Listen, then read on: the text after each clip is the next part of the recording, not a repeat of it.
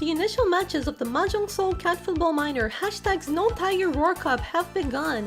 100 players have competed, but only the top 16 have risen to the top. Let's take a look at their best moments.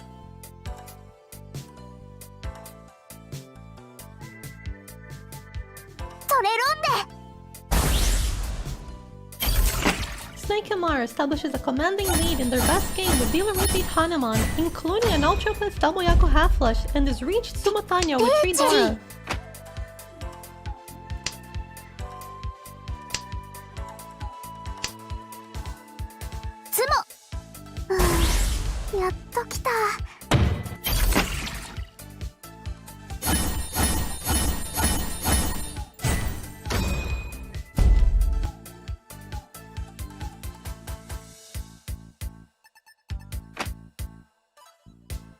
Jumbo starts things off with a bang in the very first hand of their game with his turn 3 Ipatsu Hanuman.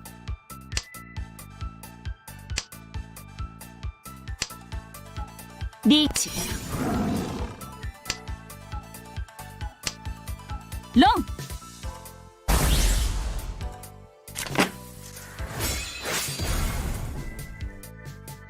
Reach. 一発ピンフドラドラにハネマン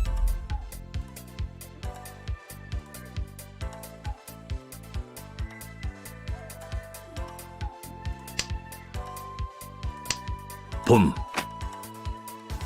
Longtime Janshi Lightning Kyoshi goes for a Dora player weight as dealer, and it works out. And with 2 more Dora, this hand goes up to 18,000 points. リーチツモドラにドラにハネマン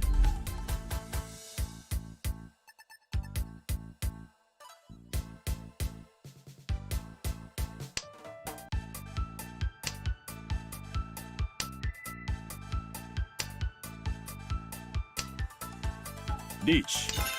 In Tim's best game, he wins over 50% of hands. Here, he turns the middle of the road starting hand completely around for this Ipatsu pure double sequence. Reach. 一発ピンフイーペイコータンヤオマンガン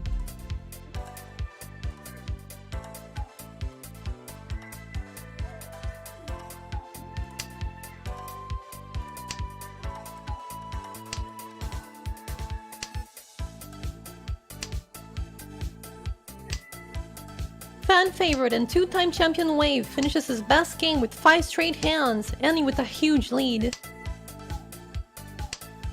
ロンリーチドラ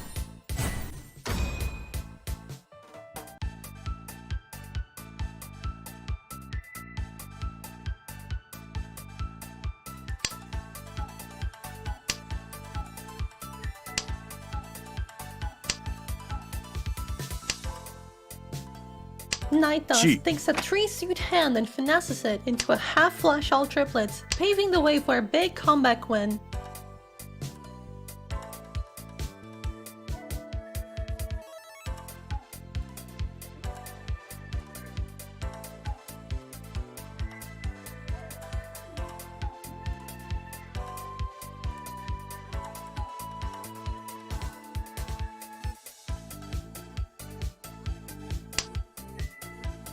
The grabber locks up a first place, catching a no-knowing player with a silent, all simples mixed triple sequence Dora.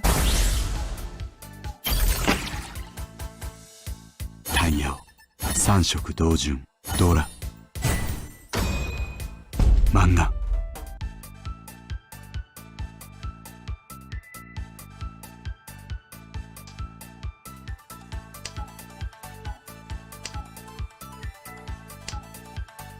Sai sets up a classic 7 pairs weight on Dora, granting them a guaranteed Hanuman. ポン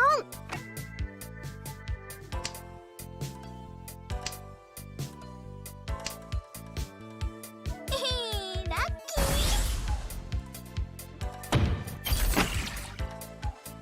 ーリーチツモチートイドラにハネマン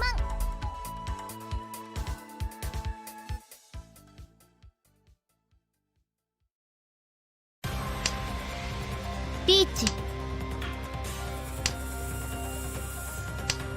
Red Panda is not afraid of difficult weights, and if Tani pops a Dora 3 to give them a lead, they make it to the next round of the Catfood Bowl.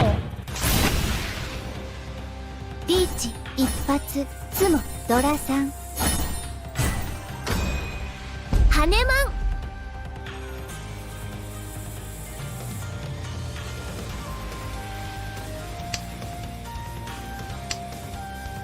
リーチ Invictus uses multiple fast hands to take control of their game, with their steady play adding up over the course of the event to earn them a place in the next stage. ロン感謝しますリーチドラ2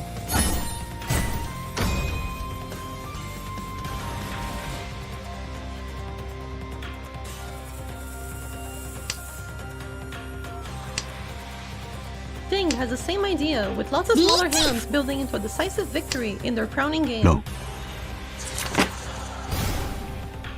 リーチドラに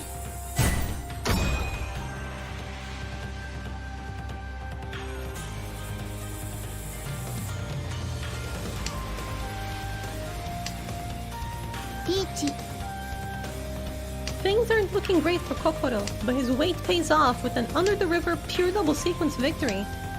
ロンナ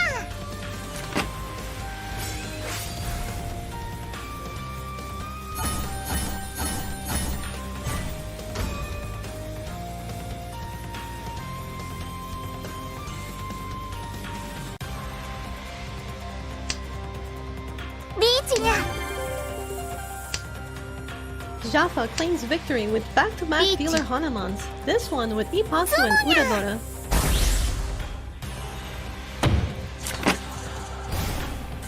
リーチ一発ツモドラネコドラネコニャンガン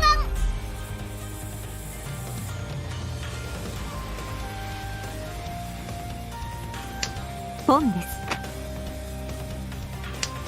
Chunmen locks in their victory with 3 Mangans, this one with a half-flush Endora. 白本一ドラ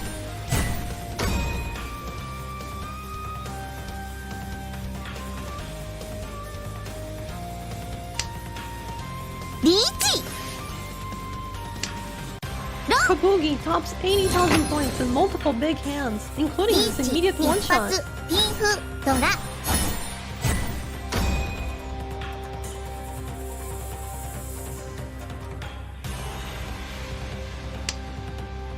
リーチ Perry doesn't need many hands to take the lead in their game. His one-shot dealer Hanuman zeroing out 2 players was more than enough. ふむふむツモ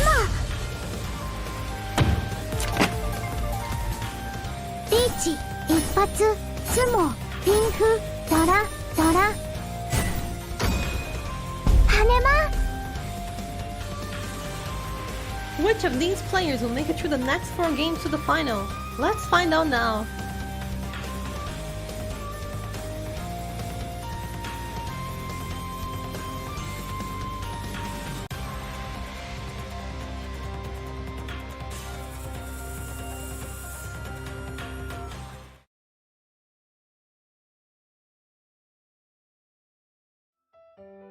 All right, hello, and welcome everybody to the Catfood Bowl Minor hashtag Snow Tiger Roar Cup. I will be your MC for tonight and tomorrow throughout this tournament. My name is Tips and Tricks. You can see my information up on the stream there. You may even catch me in a ranked room if you're so lucky.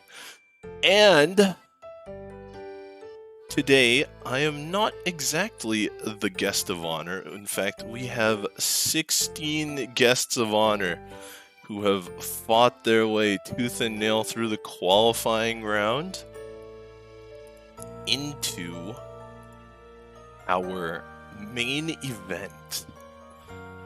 But first, let's take a look at the rules for this main event. So, this is the overview for the elimination round here. We've got our top 16 games. Our top 16 players will be playing 2 games, and the top 8 from those top 16 will move on. And then later today, we will have the top 8 playing. They will get half of their top 16 score, and they will play 2 more games. And then the top 4 will move on to our 3-game finals tomorrow. So that's going to be quite exciting. And with me here to help introduce the players, we've brought along Crow77 and Pio. Hello, everyone. Hello, Tips. How are you doing tonight? Not bad, not bad. And you, Pio? I'm doing pretty good. I'm glad to be back. All right. So, you guys have any favorites going in here? Well, I think it'd be hard, taking a look at this list of players and not keying into the fact that Wave is still in this tournament. He's been very, very strong in all of these cat food bowls that I've had the chance to be a part of. So he's definitely one of the favorites in my eyes to take this whole thing down. That's right. And Pio? Yeah, you don't just win 2 of these by sheer luck, right? So Wave is definitely a strong contender. But I'm excited to see, maybe some dark horses. There's some people whose names that I haven't seen, but they're all very strong players, and they made it to the top 16. So I don't know. I'm gonna abstain from this one. That's right. It's hard not to mention the back-to-back Cat Food Bowl champion Wave over there in Table 4. But we do have a number of new joiners, first-time Cat Food Bowl players as well. It's kind of crazy. Most people, I think, would find it hard to simply make it through the qualifiers more than once. But Wave has actually won the Cat Food Bowl back-to-back. So it's going to be exciting to see whether he can do a repeat or whether we will have some new blood holding the trophy this time. Let's take a look at their scores coming in from the initial match. And so we can see from the qualifier rounds, Snake MR at the top there, plus 179.3. Johnbo in second. We've got Light Pink Yoshi. We've got Tim here. Wave, of course, the 2-time champion. Night Dust, The Grabber, Sai, Red Panda, Invictus, Dingmate, Kokoro, Jaffa Orange, Chunman, Kobugi, and Perry to round it out. Of course, these scores will not be quite, they'll be seeded, but I do not think they are actually going to affect the scores for the first game. I'll get some confirmation from the back end on that, but I believe all competitors come in with a clean slate for the scores. So it's going to be quite interesting. It's really anyone's game. Absolutely, and it's really interesting to see tournaments like this where we start with the scramble format, so it's really kind of keyed in towards what they call high rolling, trying to get very lucky, string together a few good games. But when it comes down to this elimination style that the top 16 starts at, it really, really is important to be very consistent with your play as well, so it kind of tests both aspects for a tournament like this. That's right, and Pio, do you have any experience with tournaments like this? Oh, definitely. I played in the scrambles for the past 2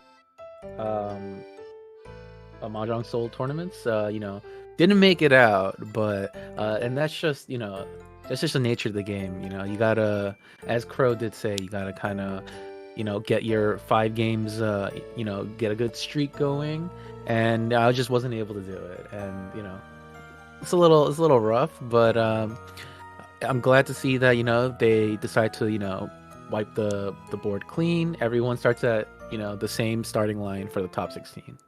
That's right, and all the viewers out there, all the people, I know there were a lot of you that participated in the Scramble event. Thank you for participating. from us here at Yostar Studios, as well as Mahjong of New York, who is helping to organize this tournament. We very much appreciate your participation. It was full of exciting matches. You could see some of the highlights there before we got started.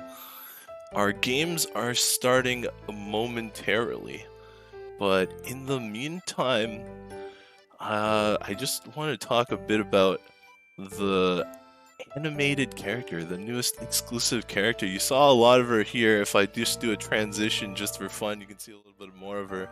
Kazuha Sayonji. This has been sort of a next level for characters, I think. She's been kind of crazy. I love that animation when you sumo her own and she slices the tile. It's pretty crazy. Yeah, I'm not gonna disclose how many times I tried to roll, and I still don't have her yet. But it's gonna be exciting. no one will know. It'll just be a secret between me and my credit card, right? Right. We will have some more exciting information for you about upcoming events in Mahjong Soul later today, as well as a special gift and even more information tomorrow. But for now, let's get into our first match here. Oh, absolutely. So we're going to be starting with the match. We see Light Pink Yoshi here on the east one, Chunman to the right, Night Dust across the table, and it looks like Dingmate on the left side here. So Light Pink Yoshi starting off with a pretty potentially quick hand here.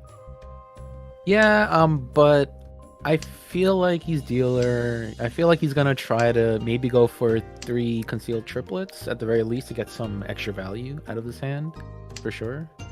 Yeah, that would absolutely be ideal. Picking up the 2-pin right now would be pretty fantastic. I'd be interested to see if he does find that, what he ends up reaching on. Because you almost certainly reach that hand, but if you discard the 3-pin at that point, it would lock in that triplets. That said, we do see one of the 2s coming out from Chunmen. So he is going to have to decide if he wants to take this reach right here, right now, for just a reach only.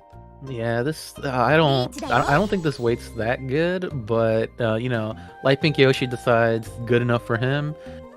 Maybe he's hoping that someone ends up cutting a 9, making the six pins a little bit more, you know, safer looking to other people to cut. Yeah, and there's a lot going on in tournaments like this too, because, you know, on the one hand, people can be a little bit nervous, you know, going in and thinking, oh, I can't deal into this hand, I gotta play a little bit safe, I don't want to, you know, lose my position this early. But on top of that, it's kind of going to reward folding a little bit too. One thing that you guys might not realize is that on ladder, you know, it's a total of 3,000 points exchanged between players at the end of a round if you're not in Tenpai. But in this format here, it's in half. So it's a lot cheaper and it's more cost-effective to fold sometimes. So I think we'll see players fold to aggressive dealer reaches like this a lot more often than we would on the ladder. Yeah, like you see, Night Dust is kind of folding out. Dingmate also had 5 pairs for their 7 pairs, but decides, you know, ultimately, you know, Dingmate's probably like, I don't need to find out what the dealer has, like, in East 1. Like, if you deal into, you know, 12,000 points in East 1, it's like pretty hard to come back, so very understandable. And interestingly enough, Night Dust not taking the 1 step towards Tenpai. He could have discarded the 3 Mon there, but chooses not to. Does come out right here though, so he's actually getting very, very close to a Tenpai hand over there. Yeah, yeah, the hand looks pretty good, but you know,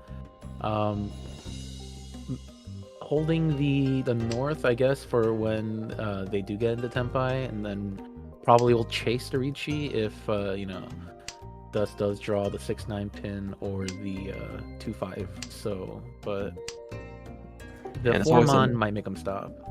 Yeah, it's always unfortunate when you're trying to make it to that Tenpai, but then you draw a tile like that just stops you cold. So it looks like he is folding out at this point. Yeah, Night Dust looks pretty done. Chunman, I think, is just kind of cutting all the defensive tiles. Yeah, he's just kind of folding. Yeah, so with only 4 draws left in the game, it looks most likely that this is going to end without a winner, but there is still 1 6-pin in the wall somewhere. So we'll see if Light Pink Yoshi can find it on this draw. Oh, let's see. if Chuman draws it, he's not gonna cut it. They're not gonna cut it. So it's all up to this one draw. あ、そ Ooh, れ that's は Oh, not even giving Light Pink Yoshi a chance to draw another tile. I like it. I like it a lot. Night Dust is probably just gonna cut his green dragon and then call it a day. Yep. Yep, absolutely the safest thing there. Great play by Chunman there. Even though it doesn't put him into Tenpai, definitely denying that one draw to the dealer is a great play to make at 天 that 杯 point. だよ。 Mm. Yep, so as expected, people folding to the aggressive dealer reach. Not too unexpected, as I was saying. So it does give Light Pink Yoshi just a little bit of a lead, so he's not going to be too concerned about that. Yeah, this starting hand for Light Pink Yoshi is also pretty good, pretty fast, and also folding is not nearly as punishing in this tournament format because you only lose like half the points because it's like 1,500 instead. Everyone pays 500 instead of the 1,000 that they would normally have to pay. Yep, and let's see. So it looks like this could become a little bit of a valuable hand. If Light Pink Yoshi draws a Dora here with the 7 bamboo, we could be looking potentially at a dealer Mangan with a reach. Yeah, hopefully, he gets on the, 4/7 so wait, or better yet, even draws the 7 so. He doesn't decide to keep the 5 so because he wants to utilize the Dora, but more likely than not, Light Pink Yoshi's probably gonna end up with a bad wait. And one of the interesting ones at the table right now is across the board, Night Dust over there. It looks like they're going for Dude, Night Dust is going. I want to see this happen. Yeah, the one big downside right now is that 3 of the North Winds are gone and they don't have one in their hand yet. So that could kill their dreams very quickly depending where that comes out. Oh yeah, and it looks like Night Dust might be trying to hedge a little bit, keeping all of their Manzu tiles. So worst case scenario, goes for a half flush. It kind of, they're kind of trying to hide what they're doing. So they're trying to make it look like a half flush, and then suddenly it's a 13 orphans. And now Night Dust might just fold because they're so far away. And this is a great hand from Chunman. We were talking about the potential dealer Mangan, but this is almost a Mangan over to the right here with Pinfu, Dora, Reach, and Tanyao. Yep. It's 4 and 30. It's pretty good. You don't say no to those. Yeah, and unfortunately, we were talking about Light Pink Yoshi's hand, but sometimes that's Mahjong, right? You just don't draw the tiles you need, and someone else ends up getting in the reach a little bit faster. So I think we're going to see, once again, a lot of the players folding here. It'll be interesting to see if anyone decides to push, but it looks like they're not going to have the time to make the chance. Chumen draws the tile he needs, and we'll see if he gets any Uradora to make this a Hanuman. Nope. Yep, just one tile off. If that had been one farther down in the bamboo, it would have done it, but I'm sure he'll be happy with the Mangan. Yeah, 4K, 2K, you're happy with the Mangan. And now, Chuman's in a pretty good spot. Up ahead is East 2, their dealer. Their starting hand is okay. Oh, that's a good draw. Okay, his hand's like a lot better now. Yeah, so one interesting thing that he's doing to hedge a little bit is he potentially could draw into the mixed triple sequence if you can complete a 1-2-3 pin shape from this. So probably going to keep that one pin around a little bit longer than you would otherwise normally see, since players try to cut the terminals early just to try to get that Yaku in. Yeah, but maybe Chuman decides to not, because it's starting to get a little the efficiency is starting to go down by a lot. I feel like this is a choice for Chuman to make, but I do agree with their choice to cut the one pin there. It's just too inefficient to keep around. Absolutely. Some changes are going to have to happen to the hand either way, because there's 6 blocks right now, and obviously you don't need 6 shapes to make a finished hand. So he's going to have to cut either the 1-3 or the 6-8 at some point, and it looks like it's probably going to be the 1-3 right here. Yeah, and if he starts drawing more, decides to cut back the 8 pin. He can also decide to go for a half flush if he's feeling a little fancy, a little greedy. And Night Dust, not calling Richi, with no Yaku. I mean, hand has no value besides the one Dora. So Reach. let's see if he reaches right here. He does. He reaches on the 1-so and the 8-mon. So that's a nice, very subtle potential trap weight, because, you know, when you see a 3-so come out, especially this early, people are going to be throwing safe tiles, right? So eventually, if you see all 4 of the 3 of bamboo out there, you're going to be thinking that the 1 and 2 are a lot safer. So it actually is a considerably better weight than what he was originally looking at with just the Oh, closed just the 2 bamboo weight. Yeah, the 2 bamboo weight is not great. True Man draw. Oh wow, you just chase your dealer. It's a Pinfu hand. You just go. Yeah, interesting enough, and the Dama was a consideration there, just to try to catch some other people unawares, but does choose to go ahead and just go big here.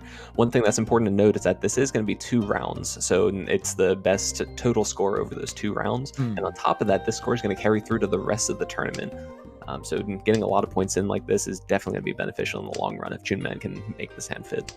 For sure, and yeah, I totally agree with Truman's decision to chase, because you are dealer, and the weight is not in Night Dust's like discard pile, so people are not gonna really willingly cut the. Oh, nice sumo. People aren't gonna willingly cut the 3/6 mon. Doesn't look the best. Reach. Sumo. Dora. Alright, so just a 330 hand for 4,000 points for Night Dust here, so that's going to catch him up to the dealer just a bit, and he's going to take the dealer round as well. Yep. You take those points any day. A little bit of an unfortunate starting hand for Night Dust. There's not too many opportunities for big points here. Possible mixed triple sequences with the 7, 8, 9. So he's definitely going to be looking to draw into some beneficial tiles here. Yeah, Night Dust has a few too many pairs as well, but cuts the green dragon. Trying to build some shapes around what he has.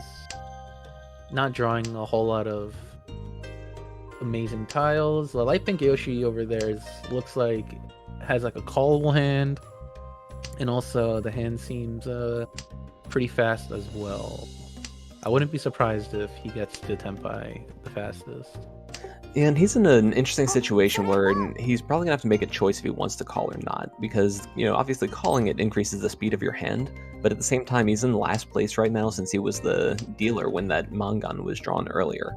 So not exactly in the best situation as far as points go, so he might want to try to keep the hand closed to make a few more points with the reach on top. Yeah, and that 7-mon might have been a good step towards it, but he does decide to keep his Ishan, his 1 away. Instead of possibly getting like a slightly wider weight if he kept the 7-mon, yeah. Yeah, and Night Dust also kind of building towards a potentially callable hand. This could actually become a Tanyao that he could use to try to keep his dealership and shut down everyone else's. Meanwhile, Chunman off to the left is really trying to push this half flush. Drawing another pair of dragons too on top of it, so it looks like it is potentially possible. Yeah, he's gonna need to cut the 6 Mandora sooner rather than later, if he's gonna commit to this. Of course, he can just like, you know, draw. If he draws another Dora, then, you know, half flush and 2 Dora, it's like the same value, so he won't say no to that.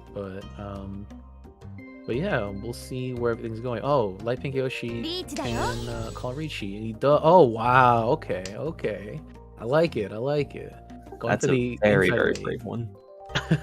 The inside way, let's go. Yeah, so choosing the Ipeiko, that is pure double sequence weight instead of the open Pinfu. So obviously a little bit more closed off, but a couple more points on top of it. So we'll see if that pays off for him.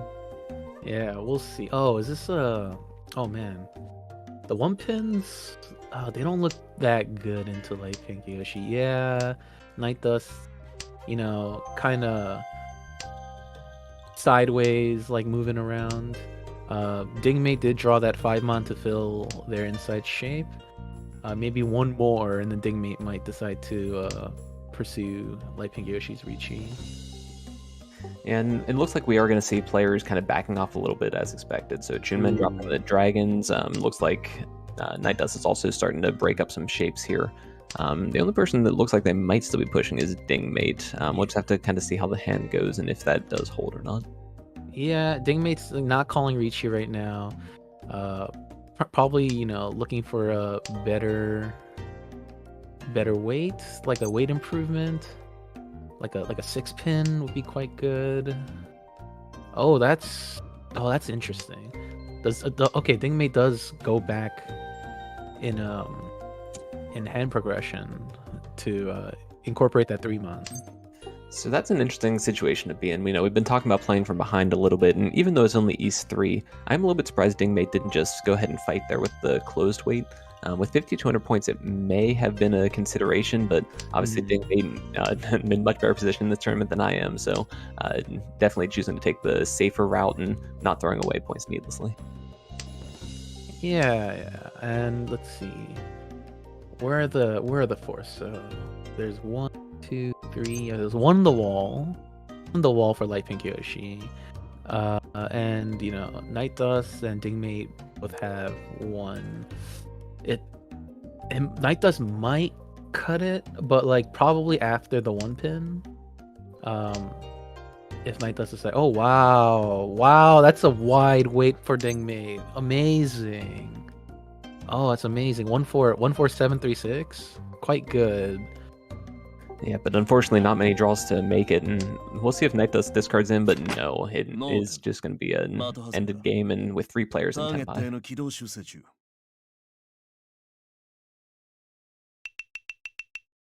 So that one was pretty significant that, even though we say that players are going to play safe, try to, not deal into hands, having 3 players in Tenpai like that after there's a reach on the board so early is pretty impressive.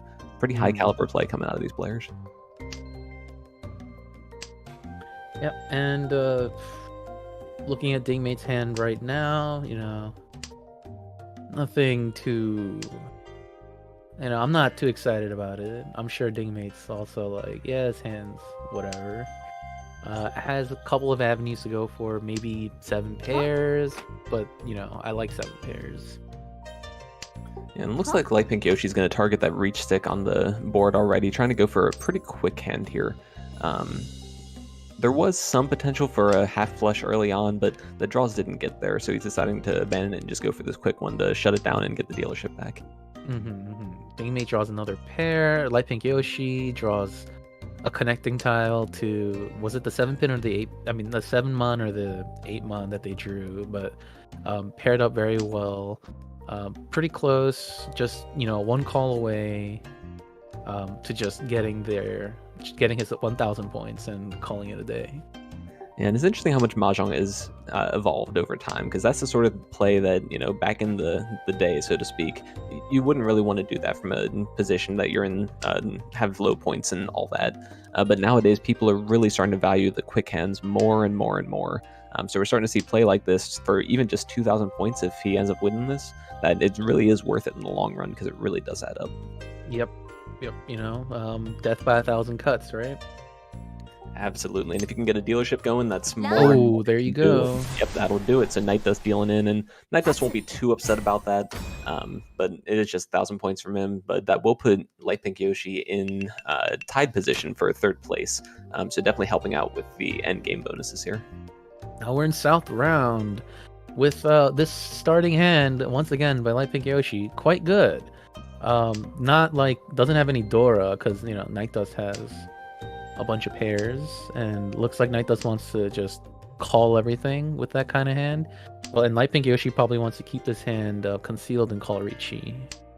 Yeah, Night Dust can really do whatever they want with that hand. If they end up getting the Green Dragon or the West Wind, they can open up with a Yaku already, or they can keep it closed and just try to finish out the 7 pairs. So it's really going to depend on what they draw, and oh wow, that Green Dragon is going to come out, so going to go ahead and call it, and this is a potential monster Hanuman hand if they get the right draws. Yeah, like if you go for all triples, like that's gonna be massive. Light Pink Yoshi probably is just gonna call Riichi if he gets his 2-sided weight. I imagine he's just gonna call Riichi into this. Ooh, yeah. This is getting more sus. Yeah, and Night Dust actually pivoting here. So you were talking about the all triplets, but he's actually going to go for the half flush instead. So potential to throw the West Wind on top of there and just discarding the pair of 3s. Yeah, and it might make some people a little bit more wary of calling Riichi because they see all this like crazy value, and people might not Riichi if their weights aren't great. I imagine if Light Pink Yoshi draws like a 1, like a 1-mon or something, I don't think he'll reach Chi, but he might reach Chi if he draws like a 4 or 5. Yeah, but we can see Dingmate not perturbed at all by that, so go ahead and throw in that reach stick and waiting on a 9-pin or 3 so. Yeah. So we'll see who gets their hand first. Oh wow, and Night Dust is still pushing pretty hard against this too. Interesting. Does that put Light Pink Yoshi into 310 if he draws 3-6? Yeah, that 7 so wasn't the best tile, but yeah, Night Dust, also waiting on that 3 so we'll see who gets it, right? Yeah, and Light Pink Yoshi does have some options for a defensive play still. So we can see that the 4 so is actually not too bad, but it's not even going to matter. Dingmate goes ahead and just draws the with the emote too, Night Dust. Oh, that's good stuff. Yeah, why couldn't I draw that tile? Night Dust is probably like grumbling a little bit. It's like, Yeah, but Reach Sumodora puts Dingmate solidly into 2nd place here. Still relatively close overall, though. Here we see Chunman has some options for the hand. Looks like they're angling towards a potential Chanta that is an half outside hand. So we'll see if that ends up panning out. It's usually a little bit of a harder hand to make because you're very limited in what kind of shapes you're allowed to use. Yep, and the punish. And we are getting into South too, so people have to... all these players are thinking about their placements and how many points I need, how how greedy can I get, and versus how badly do I need to win a hand. Obviously winning the hand is good, but it's a big question of how much can I get away with, right? For sure. And if you're not familiar with tournament formats like this, at the end of the game, players are going to be assigned a number of bonus points equal to their placement. So that is first place will get a bonus 15,000 points, second will get 5,000, third will lose 5,000, and fourth will lose 15,000. So effectively, you're gaining 10,000 points for each placement you go up or down. So players are really going to consider that. And go. Let's go. I'm sorry to talk over you, but I'm hype for Chunman's hand. Let this happen.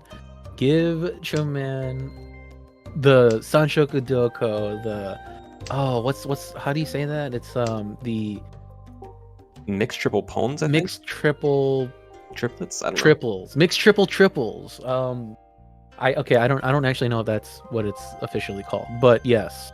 I'm ready for that hand. Night Dust draws an extra east, and makes it 3 east. So decides to cut one of their 2 other pairs, which makes sense. Gives Night Dust the chance to reach on a 2-sided weight. Yeah, the big downside for Chunman right now is that he's facing down a Dingmate over there who is already in 10 by for a Mangan hand. So he really has to play a little bit carefully, especially since those are 3 Doras showing, and everyone knows that that's what they're playing against right now. Oh yeah. Dingmate's waiting on the 5-8 pin? Yeah. Oh no, doesn't do it. So that's safe play I'm talking about, right? So you don't want to go ahead and throw that away and then risk drawing into a tile that's going to deal into Dingmate. So I definitely appreciate that. Sometimes you do have to hold back that con as much as you don't want to, and unfortunately, you have Light Pink Yoshi not able to hold back here and does end up dealing right into this manga. Bad position for Yoshi, but great position for Dingmate to be in now. Yeah. 77. He gets to keep 300 of points, but basically a Mangan. Not pretty unideal for South 2 going to South 3. Light Pink Yoshi's pretty handily in last right now. Not insurmountable, but he has a lot of work cut out for him. Yeah, I think the best thing that Light Pink Yoshi's going to try to do is try to target the dealer, maybe get a Sumo Mangan or something like that, just to try to take one placement up, try to get a little bit of that placement bonus back, and then to really try to hit it hard next game. Yeah. He might be thinking, maybe I scrounge a 3rd, right? And work with that. Absolutely. So looking at what we have right now, so Dingmate leading off with the discard of the 9-mon. So with that being the Dora, usually that's a little bit of an odd play, but really to try to protect his lead and make sure that no one else gets the opportunity to use those 9-mons either. Yeah, and the 9-mons aren't, Dingmate's hand is pretty good, pretty fast. That makes sense that he decides to make that decision. He now has another decision to make. I mean, they have now another decision to make. Decides to keep the 2-pin, and cuts the 4-so instead to get that mixed sequences, 5, 6, 7. So I like it. Yeah, any sort of silent hand like this with a Yaku is very powerful when you're in a leading position like this. You know, it's really hard to read that someone is Tenpai this early, so it's pretty likely that the weight is going to come out. Yeah, it looks like Chunman has most of Dingmate's weights. I imagine though, if Dingmate draws like maybe Dingmate doesn't call Richie, even if they draw a 5-pin. I could see it, because you're in first. You just kind of want to solidify your lead a little bit, so I can see it. Yeah, and it's always kind of that weird position to be in, you know, as if Dingmate's going to be the last dealer, then you have to keep playing. It's not like ladder where if you win or you're in Tenpai at the end, the round is just going to end. You keep playing until someone else wins a hand or you're not in Tenpai. So it's kind of something that Dingmate has to consider going forward into this. How is he going to get out of this game with the win, not just make it into the last round with a big lead? Yeah, and you know, some people might be like, oh yeah, like I love that, you know, I can keep winning more points. It's like a double-edged sword for sure, where you know you can win more, but you can also lose more, especially if someone else, you know, sumos their hand, and then like Dingmate, you know, as the last dealer has to pay double. So yeah. Does Dingmate change the weight to just a 4-pin? Oh, to the 2. Oh, hell weight 2-pin. Let's go. I love it. Oh, this is a massive hand though for Night Dust. Anyway. Yeah, that's an interesting decision there. So obviously with it being a hell weight, that's one thing, but it is also pretty safe on the table right now. So it's kind of a hedge towards playing a little bit more defensively too. Yeah, you know, Dingmate's like, all right. Maybe I'm having too much fun. Just switches it up for just the 9-so, which is also fine. Absolutely. So really trying to push this forward a little bit, and has another opportunity to change the weight, but this one would put him in Fury 10 since we see the 4 in the discards already, so chooses not to. Yeah. And Night Dust with all these pairs of Manzu, and decides to cut to, you know, pare down that their Manzu shapes, just have their Ipeiko shape, and probably I imagine Night Dust will Richi if they get to Tenpai. Yeah, and looks like Life Pink Yoshi going to try to make a move here. Could potentially be going, trying to find some Dora or something like that. But really looks like trying to avoid losing too many more points at this point. Yeah, like, so I was just about to say, I was like, where are these 9-so? And because there's 3 in the wall, Night Dust found one. I was a little, you know, iffy about it. So, you know, there's some good spider senses from Night Dust. Decides to hold it there. Yeah. Yeah, so it is interesting that we do see a pretty good number of the bamboo on the table, but the upper bamboo specifically are actually in a very dangerous place. We see that 3 of them are over in Light Pink Yoshi's hand. Obviously, Dingmate is waiting on one, so definitely makes the correct choice, choosing to hold that back. It would be interesting to see if he draws Tenpai, what he does with it. And ooh, now we have some decisions to make. Let's see. Oh, just cuts it and deals in. That's unfortunate. But you know, the hand is just mixed triple sequence, so it's not like a huge hit to the Night Dust points. Still in pretty decent position to take the first. But yeah, there were like no 9-so out, so, and there were no 8-so out as well. I don't even think there was like many 7-sos either. So the upper Sozu were pretty cursed. Yep, and here we go. So we're in South 4 now with Dingmate being in the lead by a little bit over 6,000 points. So it's really that exit strategy we were talking about, right? Now you were saying that, you know, a lot of players are fine with just running up the score and that sort of thing. That's a fantastic exit strategy. You know, if Dingmate can just keep winning a few hands here, I'm sure no one will say no to that. Well, except for the other players at the table. Yeah, this is, everyone's, you know, everyone's trapped in there with Dingmate, right? Not the other way around. Shuman does seem to be going for a half flush. Or maybe just even, Shuman might even take like a red dragon or a white dragon, and that's it. Like, and just keep a second. Yeah, so that's the thing. If Chunman is able to make this half flush and get both of those dragons out, that's actually enough to take over the first place here. So that's really something that we're gonna have to watch out for and see if Chunman is able to draw what he needs. Oh yeah, I imagine he's gonna try to go for first place, unless I don't know, someone does something like a little too spooky, and then Shaman decides, okay, like maybe I don't have enough time to cut my 2/4 pin, right? Like maybe we just draws a green dragon. I mean, like Yakuma. You never know. With only one dragon being on the table, it is very possible. We do see one green dragon over in light pink Yoshi's hand, so the greens are going to be a little bit harder to pair up. But it looks like he's going to go ahead and take the chi here. Yeah, but like if you look at light pink Yoshi's hand, that green dragon's probably not going to come out for a while. Looks like light pink Yoshi is living a dream for a little bit. Maybe going for the 13 orphans, but it's kind of unfortunate. Oh, and Night Dust finding a set of the Dora as well, so that's the Hanuman that he would need to potentially upset second place. I mean, he's ready for it, so he can just snipe anyone. Light pink Yoshi draws another green dragon, so big 3 dragons probably off the table. Chunman spooked. Looks like Chunman spooked. Cutting his pair of tunes, his red dragons. Wow, so that's an interesting read there. So, rightfully reading that, we don't want Night Dust to win this hand.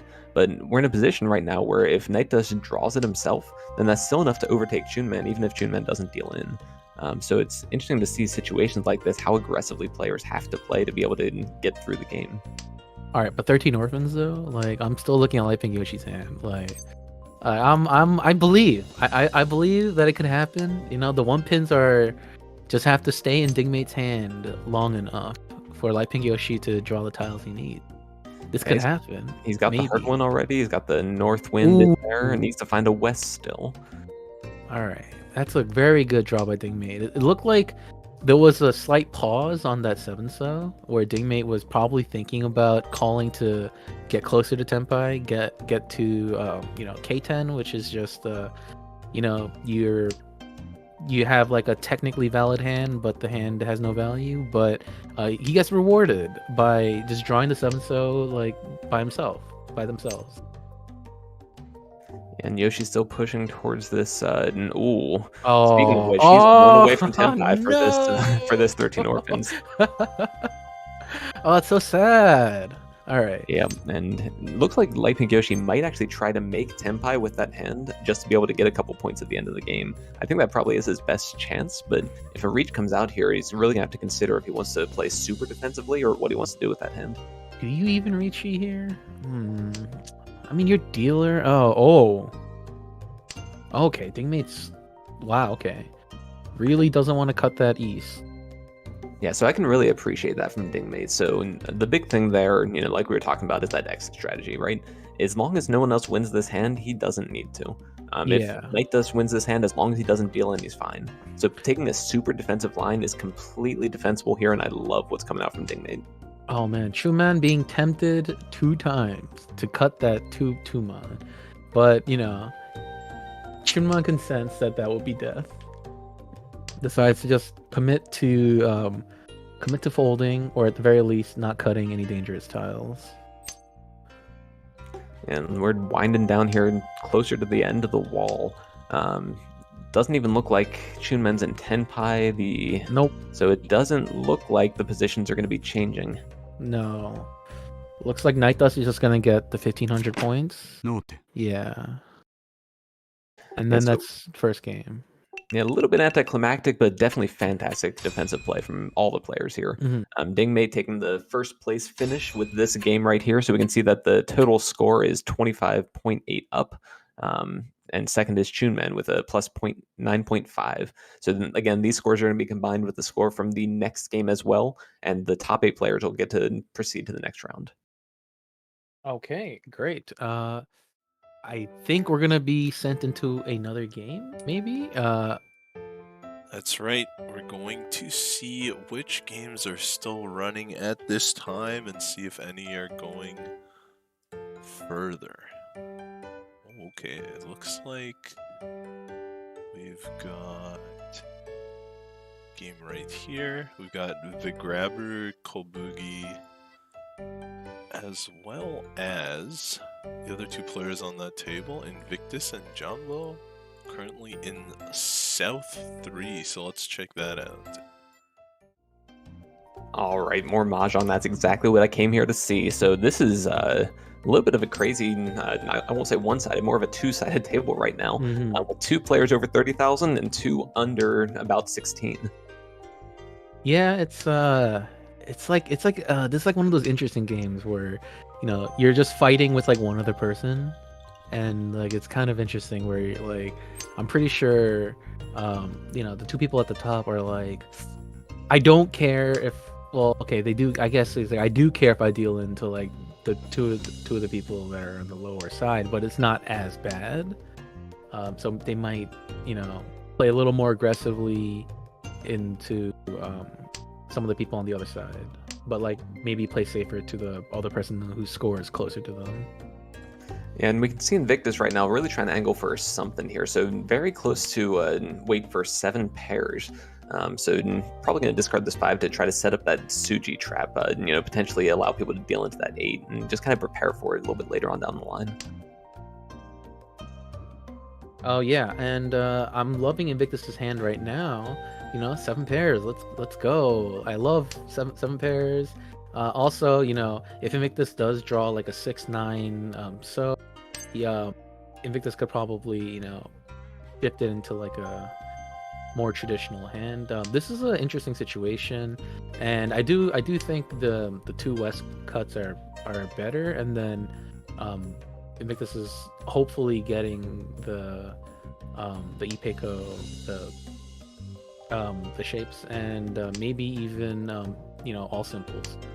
Yeah, it looks like all simples is going to be what the doctor ordered. So we see the 3 8 so's as well, but oh no, scratch that. The grabber does end up just drawing a hand with fully concealed in that 7 pairs we were just talking about. Oh, I missed the 7 pairs on the other side of the table because I was too busy looking at Invictus's hand. Yeah, it's unfortunate for Invictus, but you know, it's a 4-player game. Yeah, so this is going to be the interesting situation. So the grabber doesn't have a super fast hand unless, well, I guess they could actually. I thought this hand's pretty fast. I don't know. So he's going to be looking for a fast hand, whereas Jonbo is just going to be trying to put anything together to start getting some points back and take back over. Oh my, this hand is so fast. Oh, it's amazing, this hand. The grabber is just going to palm the white dragons and call it a day. Oh wow, okay, this is great. You know, if I'm the grabber, I'm chilling right now. This is like amazing. Jumbo does. Jumbo's right behind. Yeah, you know, like as before, you know, if I'm too busy looking at one person's hand, someone else's hand progresses too fast. But hey, look, the grabber is in Tenpai. Will they reach you? Yeah, so that's actually an interesting situation. I think in this position, I'd probably reach on the open weight, which is exactly what we see the grabber doing. So taking the 6-9 weight, pretty good shape to be in, especially this early. A lot of times people can't integrate those terminal tiles, so it's actually pretty likely a 9 mono come out. Yeah, and it's so early too. So that early 7-mon Richi is like, you don't know like what the, you know, you can't. It's hard to know what the other person's waiting on. Oh, and then the grabber just sumos. Wonderful. Oh yeah, that's exactly what he was looking for. Really trying to run up that score a little bit, and has a pretty significant lead over the other players now. So that's a fantastic finish from the grabber, and they're definitely going to be very happy with that. Oh, this was South 4. Oh, yeah. That's amazing. Yeah. Great way to end the game, you know. Get that momentum for the next game. And yeah, hopefully we'll be able to get into, you know, a third game. I think there's one more game left that we can go into. Yeah, we're taking a look, seeing if that's still running. Yep, that's right. Oh, let's go. You're getting 3 games from Yep, so it looks like the last game that we'll be going into has Wave at the table. You know, we've been talking about this player a lot, but it'll be really interesting to see how Wave's currently doing. This one is going to be very interesting. It's still in East 3, so let's check it out. A lot of game to play. Oh man, someone's run up the score. Who is it? It's East 3? Oh man. East 3? So Oh we my see that goodness. Tim right here is actually kind of the big winner so far at 38,000 points. And the player we were just talking about, Wave, unfortunately on the short end of the stick, hitting at about 15,000. But luckily, like we were saying, still a lot of game left to play and a lot of opportunity to catch up. Oh yeah. Like, it's not the ideal place to be for Wave, but you still Wave still has their South dealership. This Ricci is not great for Wave, especially looking at Wave's hand. That Dora might come out if Wave gets any closer in hand progression. And Wave might be in that sort of situation where he really wants to push anything, but from what I've seen in the past, he can be a very defensive player, but I don't think in any of the Catfood Bowls I've ever seen him this far behind, so it'll be interesting to see how he deals with this dealer reach. Yeah, and the bad part is that one pin is pretty loose in his hand, so hopefully for Wave, he pairs it off, but maybe even goes for a half flush in this kind of desperate situation. And that would be completely reasonable because we can see that the 9-mon is completely safe on the board, and often discarding an early 9-mon like that could indicate that things are a little bit safer, but no, instead it looks like we're going to have a reach and then an Ipatsu immediately from Kokoro over there.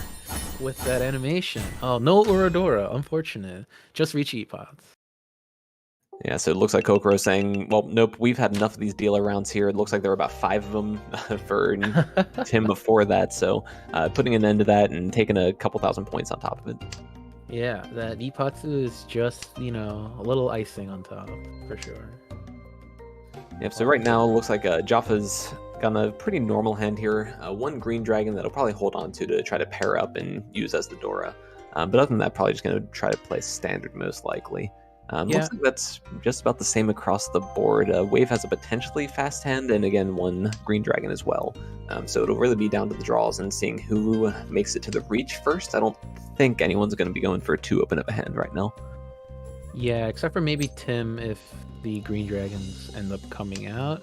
I imagine if Jaffa Orange draws like better efficient tiles, that the green dragon might come out relatively soon as opposed to later, but probably not.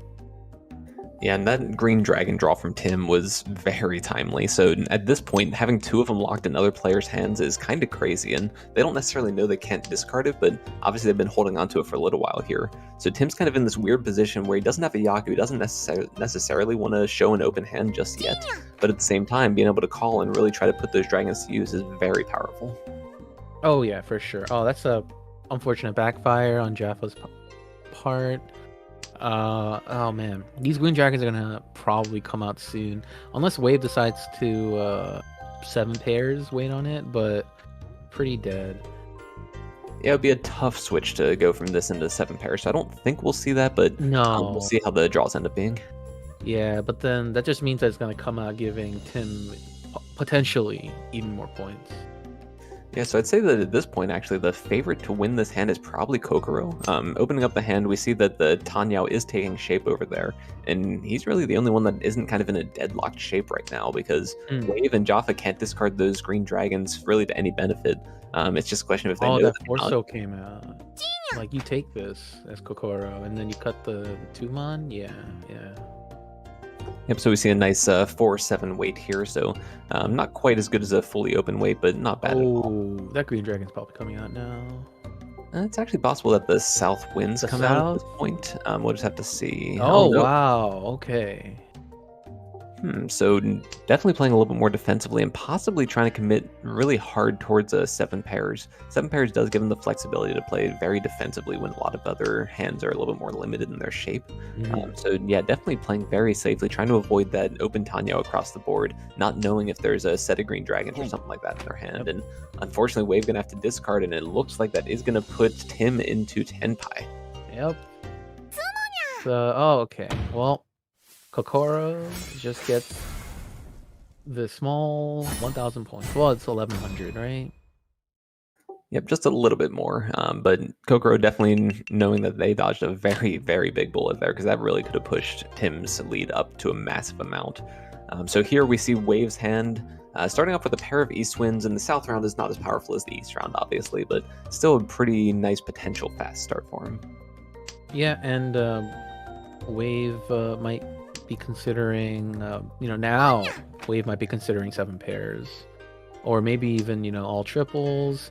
7 pairs, right? Looking pretty good. Pairs, but then you still do have the option to call for the triples here to try to get a little more value going. And I think it's likely that we'll see this White Dragon come out of Kokoro's hand. Yep, there it is. So Wave is going to go ahead and take that call and try to push for a all triples hand. So potential dealer Mangan here. We'll just have to see what shapes come out. Yep. Kokoro not deciding to cut the East just yet. Maybe keeping it for possible safety later. But yeah, Wave cuts the 3-mon. 3-mon a little early, committing to the triples, which is I do agree with that choice as well. Oh, and we do see it starting to take shape here. So the good news with this all triples hand is that the pair of 9s and the pair of West Wind, both of those are not exactly desirable shapes or desirable tiles from a lot of other players. So that makes it a lot more likely that these are going to come out for the win. But if the third call goes on the table, I think it is pretty unlikely that people are not going to fold into this too. So it's really something to watch out for, kind of a catch-22 as far as all these calls go. Oh yeah, definitely. And Jaffa does draw the inside 8-mon weight, which is good for his hand progression. Cuts the 4-pin. Okay, looks like Jaffa's pretty scared of Wave's hand right now. Cutting safe tiles. Yeah, anytime you see a dealer with 2 Yakuhai out there with a very live Dora with the 5-so, it's definitely dangerous to see this sort of thing coming out. Like, this could easily be 7,700 points or more from the dealer.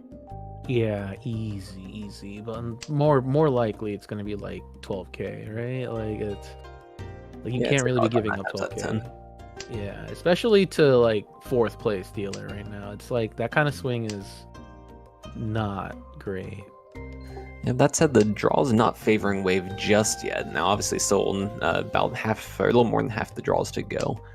So Tim across the board looks like they're trying to fold pretty hard as well. So really, everyone is just respecting this deal. Kokoro might push a little bit here. Oh, doesn't even do it. Okay, wow. Okay. It might have been a little reasonable to push, but everyone's too scared, and as they should be.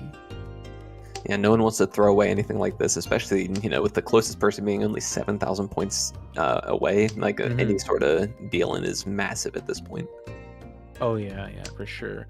Where are these 9-pins and the Wests? Where are they? The 2 5-mon are in Kokoro's hand, so like we see those, but like the other 4 tiles are all on the wall. Yeah, one of the interesting things is that 5-mon could come out of Kokoro's hand if there's any sort of development there, and Wave actually drawing a Dora and just ends up cutting it immediately, trying to get rid of it before it gets too terribly dangerous. Yeah, you just gotta get rid of it. Like, you're probably not gonna change to wait on that tile, so just forget you ever had it. Absolutely. So Wave's still looking to pull in just about anything they can here. Oh no! Oh! Oh, you hate to see it. Oh, it sounded like you enjoyed seeing it, so I don't know about that. Oh, that hurts. Oh, that must hurt. That would have been a Hanuman hand. Yeah, potentially. Oh. We still need to make it to Tenpai, though, so Wave definitely gonna try to call anything they can, and unfortunately right now, West Wind coming into hand for just about anyone is going to be a red flag, because they don't see any of them on the board. So I don't even know if we're going to see the West Wind able to be called at this point. Yeah, Jaffa drew it and like rightly keeps it. It's like, oh yeah, this tile, like I don't see it anywhere. Oh, Tim also drew it. Oh, maybe Tim might cut it, but I don't think so. Yeah, I don't think so. It's just too suspicious, Absolutely. I fully agree with this kind of defensive play right now, and obviously we can see the hands. We know how massive this one is, but that 9-pin. It's very easy to read the danger like this. Oh, yeah, that 9-pin is also so suspicious as well. Yeah, so okay, so here Wave choosing to switch it up just a little bit, give himself a little bit more flexibility to maybe draw the 6-mon as well to make it to Tenpai, because really just wants to hold on to this dealership at all costs. Yeah, Wave will probably cheat if it comes out, but it's not coming out. Like, I don't think that 9-pin's coming out either, out of anyone's hands. So it looks like Wave's just gonna be not Tenpai, and we'll lose his dealership. Very sad. Yeah, pretty unfortunate situation to be in, but sometimes that's just the way it goes. You know, you have all this scary start and everyone starts folding before you even reach Tenpai, and it just cuts off any opportunity you have to call into it. Yeah. No, that hand by Wave looks quite solid, but he's gonna need a lot. Yeah, so right now we see Kokoro's hand right here, and wow, there's actually a lot of potential with this one. So it's had a potential for 1, 2, 3 San Shoku. That's the mixed triple sequence. But instead choosing to cut that off, keep the Dora with the 3-pin, and trying to play for efficiency to try to get a dealer reach Dora in at some point. Yeah, and I feel like that's the right play. You know, keeps that 1-3-5 pin shape, is able to, you know, cuts that 2-so early, you know, because his 1-sos are going to be, you know, a 3-tile block and not his pair. Also has the 3-mon pairs. Oh, okay. Wave is, you know, doing things. And trying to make something happen. Looks like he's hard forcing the full flush over. Oh, interesting. Yeah, so Kokoro sees an opportunity to try to shut things down a little bit. This has to be a little more than a bluff at this point, though. So seeing a call this early with a Dora in it could have the same effect that we saw with Wave before, where everyone kind of folds into it. So that might be what Kokoro is angling at, you know, trying to get the table to slow down just a little bit. Yeah, and Tim makes the 1-2-3 pin call. You know, it's a little better for Tim, because Tim can go for the, you know, half outside hand, or even just, you know, Red Dragon, Chun, 1 Dora, and maybe even also the half outside hand. Okay, so this is Kokoro's chance to switch over into a Tanyao hand, and is going to take it. Chooses to discard the 1-so right now, and we can see that it's going to be replaced probably with a triplet of either the 3-mon or the 3-so. Yeah, and you know, that's about as ideal as you get. But now the 1-sos are a little more scary after that 4-so call, but seeing as how all 4 2-so are out and in Wave's hand, the 1-sos aren't as scary. Oh wow, what a great draw.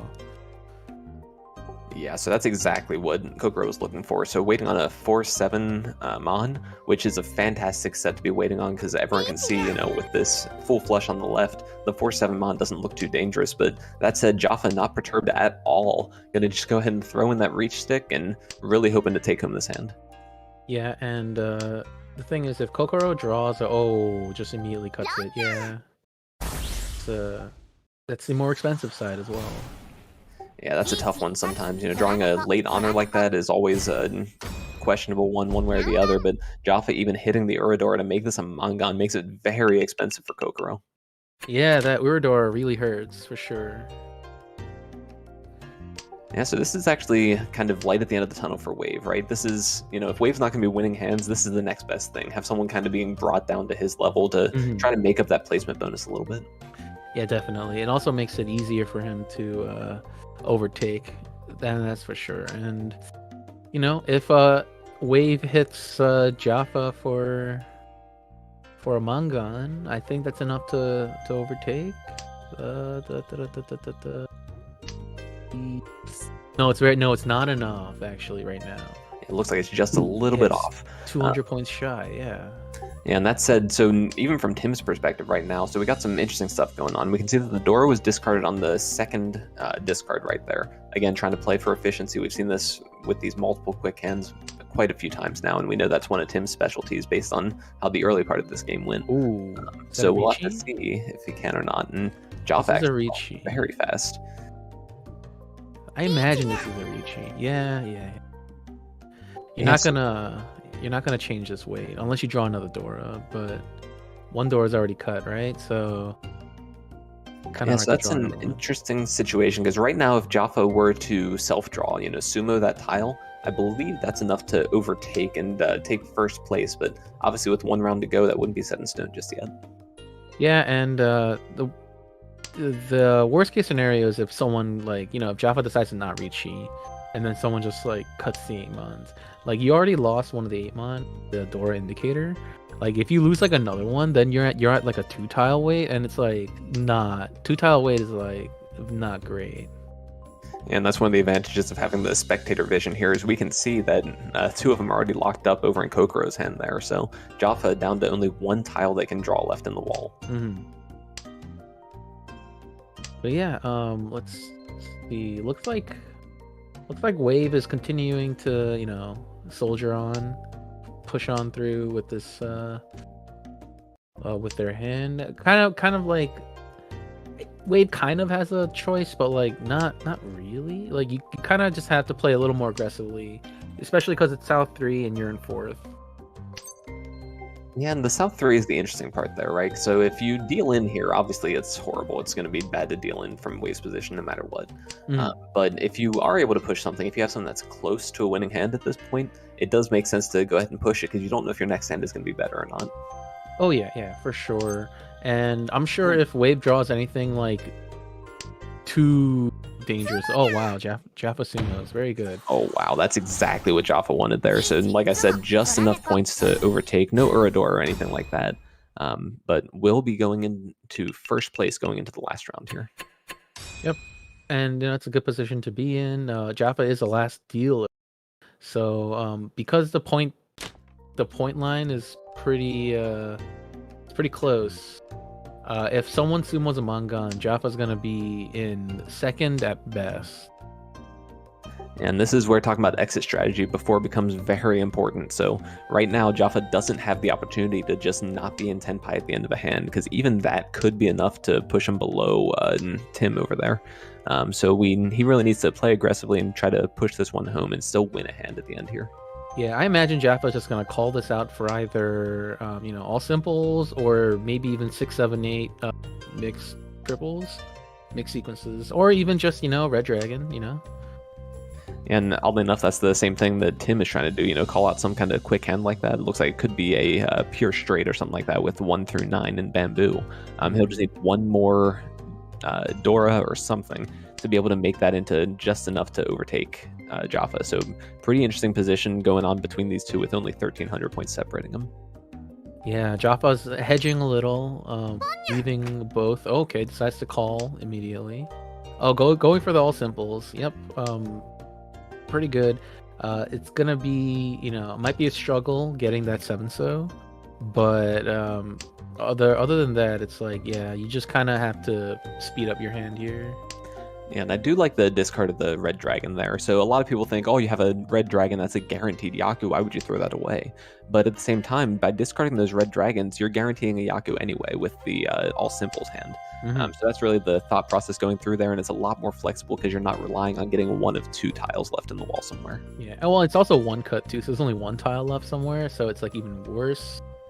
I don't mind it, and also it lets Jaffa open the hand, which is what he did right before cutting the red dragons. Yep, anytime you have 2 Dora in this position, I think I'd open nice. this hand every time, so I really like Jaffa's play here. Oh, that's a nice draw for Jaffa. Oh, this hand is very wide. Yeah, a lot of different tiles that he can draw to make this into Tenpai, and a lot of tiles to call too, so it'll be interesting to see if, with a couple different shapes, there are some draws where that would lead you to wanting to cut a Dora. So if Jaffa ends up drawing into one of those, it'll be interesting to see if he values the actual value of the hand more or the speed. Yeah, let's see. Wave is Wave trying to go for Suanko? Is that what this is? I mean, it's not a bad choice, having 2 triples already in hand, having a couple more pairs on top of that, and he's not too far away. So we'll have to see what he can find. Unfortunately, we did see one of the 9 so discarded already. That's the Dora. Yeah, yep. Choosing to go a little bit more on the speed side instead. And I think with the small point difference between these two, it makes a lot of sense. So instantly rewarded getting the win here and able to pull ahead just a little bit more. It gets the 2,900, and yeah, and Wave's hand didn't really have value. Could really only bank on like Uradora, and so it's a little it's not very reliable, especially when you have a lot of triples in your hand. Thus making it like having Oradora chances go down a lot. All right, so with this recent influx in points, so to speak, Jaffa has a little bit more option available to him as far as how to exit this game. So if someone other than Tim over there is able to draw even a Mangan or possibly even a Hanuman, it still leaves Jaffa in first place. So he's a lot more happy and a lot more likely to fold if he starts seeing danger from either Kokoro or Wave. Yeah, that being said, I know Jaffa does have 2 dragon pairs. I imagine that Jaffa would just call them if they come out immediately.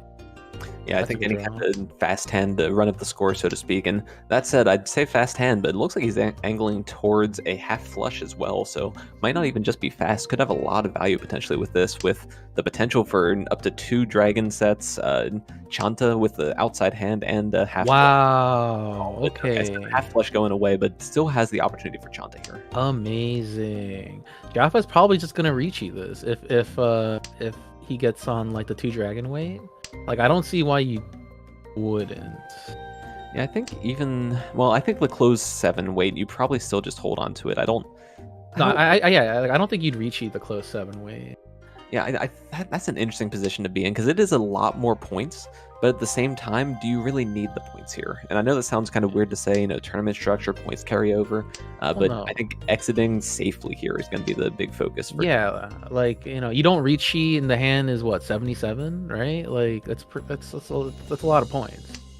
Yep, and it'll be interesting to see if the call is able to come out too. So we can see that Tim has 2 of the 7s over there, so it's more likely than not that Tim's going to want to discard 1 at some point, but it is possible that could end up being the pair in his hand too. So Jaffa going to go ahead and take this Penchan, the 7 weight here. Unfortunately, we can see the 2 of them are already there, and there's only 1 left in the wall once again. Yeah, but okay, yeah. Wait on the 9, yeah. Ooh. Yeah. I like it. Yep, and we see it right away too. That's big. Ooh, that's brutal. Yep, so that's going to be a 5,800 point, just shy of the 7,700, unfortunately, for Jaffa. But definitely happy to be running up the score, and Wave, once again, happy to see someone else coming down and seeing an easy target to overtake for 3rd place. Yeah, for sure. Oh, man. All right, let's see what's going on here. It looks like everyone has a Dora except for Kokoro. Oh, no 4 Wests. Although I don't even know if that abort is even on. So let's see. So we've got the pair of 9s, unfortunately, coming out from Tim there. Looks like Jaffa's hand is taking shape pretty well and does have the opportunity for the mixed triple sequences once again with the 7, 8, 9. So we'll see if he's able to run up the score even more, getting some of those Yaku like that. Wave there looks like he's playing pretty standard, trying to go for pretty straightforward stuff, but still holding onto that door to try to get the value to overtake for sure. Yeah, and Kokoro's trying to build something. Looks like they're trying to play as efficiently as they can. And Jaffa draws the 4-so to connect the 3-so, and so cuts one of his weaker shapes, the 8, 9-so. Yeah, so the big thing, we've seen it before, we've seen it bite people. Holding onto this door for this long can be very, very dangerous. So I can see why Jaffa's doing it, because really you don't want to discard into, for example, Tim over there to give him a set of the red dragons. So the fact that he doesn't see any, I understand why Jaffa's holding on to it. It's just going to be interesting to see what these other players do, and if they hold him on to him long enough, we could see another triplet of the dragons come out still. Oh yeah, and for sure. And like at this point, Jaffa's probably like, as you said, Jaffa doesn't need to win the hand. Like, it'd be nice for sure, but if Jaffa just kind of like folds out, when someone does something a little crazy or a little something with like that looks like it has a lot of value, Jaffa could just like start folding out. And I imagine that's what's gonna happen because Jaffa's hand isn't getting anywhere. And because right now Kokoro Ricci, Jaffa's probably just like full folding. Probably going to cut both Easts here. Yep. Yep, absolutely. I definitely agree with that play there. No reason to push, and this is where discard reading actually comes in handy very, very strongly. So, high-level players like this, Jaffa's probably looking at Tim's discards over there and deciding, how close is Tim to Tenpai? How likely is it that he's pushing here? Because if Tim's going to be pushing, then it's more likely that Jaffa would need to as well. But looking at these discards, it's pretty clear overall that Tim is folding, so Jaffa's going to feel much more at home just doing the same thing. Yeah, you say Tim is folding, but like Tim could just as easily start pushing again. There's a lot of value in Tim's hand. When Wave making some hard decisions here, so could reach on just the chooses to discard the door instead, takes the wide weight. That's a fantastic win. Like you said, Tim jumping right back into the hand with that set of dragons. Yep.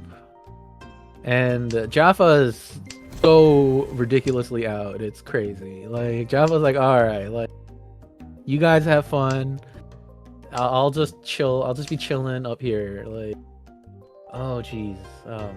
Yeah, this is gonna be a nail biter. And this is a tough one. So we can see that Wave has 3 of the 5 pin that Kokoro over there would like. And Wave has a very, very good weight as well. But unfortunately, Kokoro ends up sumoing right out from under him, pulling the rug out, and is able to hold on to that 3rd place.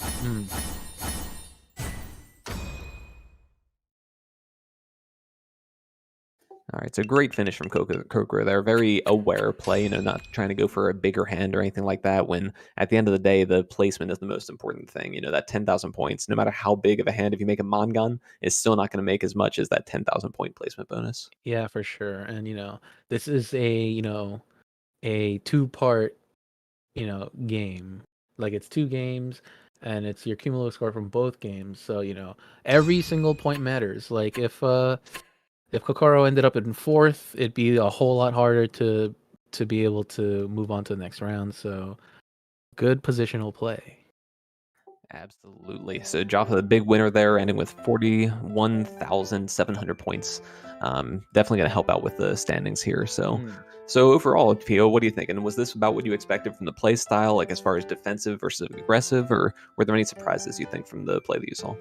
Oh no, definitely. Like everyone was playing a lot more defensively in this format, and it makes sense, where like one mistake will cost you, like the playoffs, right? Like it's like whereas like if you're maybe on if you're playing like a ladder game or something, you're like, oh, I can risk it, right? Like, this little chance that this will deal in, like I'll chase and to go for my first, but in a lot of the games that we saw, like even the portions of the subsequent games, like everyone was very they were very fold happy, and it's how they get here. It's how you get here, right? Like not by not dealing in, but not being careless. Oh yeah, that's always the joke, right? Everyone always wants to push those hands and really go for the win, but at the end of the day, it's really that disciplined play that sets aside some of the top players out there, right? So understanding exactly when, I have this big hand, I could keep trying to push it even though I'm not in Tenpai yet, but does it really make more sense to just go ahead and fold and not have any lost points here? So I definitely agree with that, seeing that defensive play, and definitely a good sign that we have some high-level players in this tournament. All right. Yeah. So let's see just how well that defensive play panned out for our competitors. On table 1, we have Perry taking the top spot there at plus 28.5. We got Sai in 2nd, Snake MR in 3rd, and Red Panda pulling up the rear. On table 2, The Grabber taking the win on that table. Johnbo in 2nd, Kobugi in 3rd, and Invictus in 4th. Table 3, which we did take a look at, we've got Dingmate here in 1st, Chunman in 2nd, Night Dust in 3rd, and Light Pink Yoshi gonna have to make a comeback there. And on table 4, Jaffa Orange, as we just saw, that was the long one. We got in it in East 3. Jaffa Orange wins that in South 4. Tim in 2nd, Kokoro in 3rd, and Wave, our back-to-back defending champion, is going to have a very difficult road to defend this one, coming up in 4th. Oh, absolutely. Now, the interesting thing to remember is that with games like this, when we're trying to cut to top 8 from top 16, it's a much, much better cutoff than we saw in, for example, the Scramble, right? So really, you need a score of about ±0, give or take, on average, to be able to advance to the next round.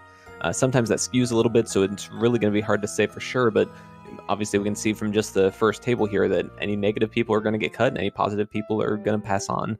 So that'll vary a little bit, but that's going to be the target for these players, is to get back up to that 0 level at least. Just the people at the bottom got a lot of work cut out for them, but it's not impossible. Like we've seen it before, where people make like an incredible run back on the second game. Yep. In fact, I remember one of Wave's win was a very incredible Rinshan after a con in the very finals. Oh yeah, that was a like anime moment, right? Like it's like protagonist of the story, like you just Rinshan, it's just like wow, like amazing. Exactly. And so by using these new scores, the players are going to be reseeded for game 2, so they will be facing different opponents. Some may have some of the same, just depending on how the scores settled, but these are the matchups for game 2. We've got Vigrabber on table 1 having the leading score there. Chunman, Snake MR, and Red Panda. Table 2 led by Jaffa Orange with Sai, Night Dust, and Invictus. Table 3, Perry with the top position. Jumbo, Kokoro, and Wave. And table 4 with Dingmate, Tim, Kobugi, and Light Pink Yoshi. All right, so only a minor typo in our scores there. It looks like Tim is supposed to be plus 12.3. But other than that, it looks like it's going to be pretty strong across the board here, and it'll be really interesting to see how these matches end up. Now, obviously, with these just 2 cuts, like I was saying, really just trying to get back to positive. That's the big thing for any of these players here. So even Red Panda, Invictus, Wave, Light Pink Yoshi, it's still anyone's game here, because all it takes is one very good positive game to pull that around and make it into the final round, or the semifinal round here.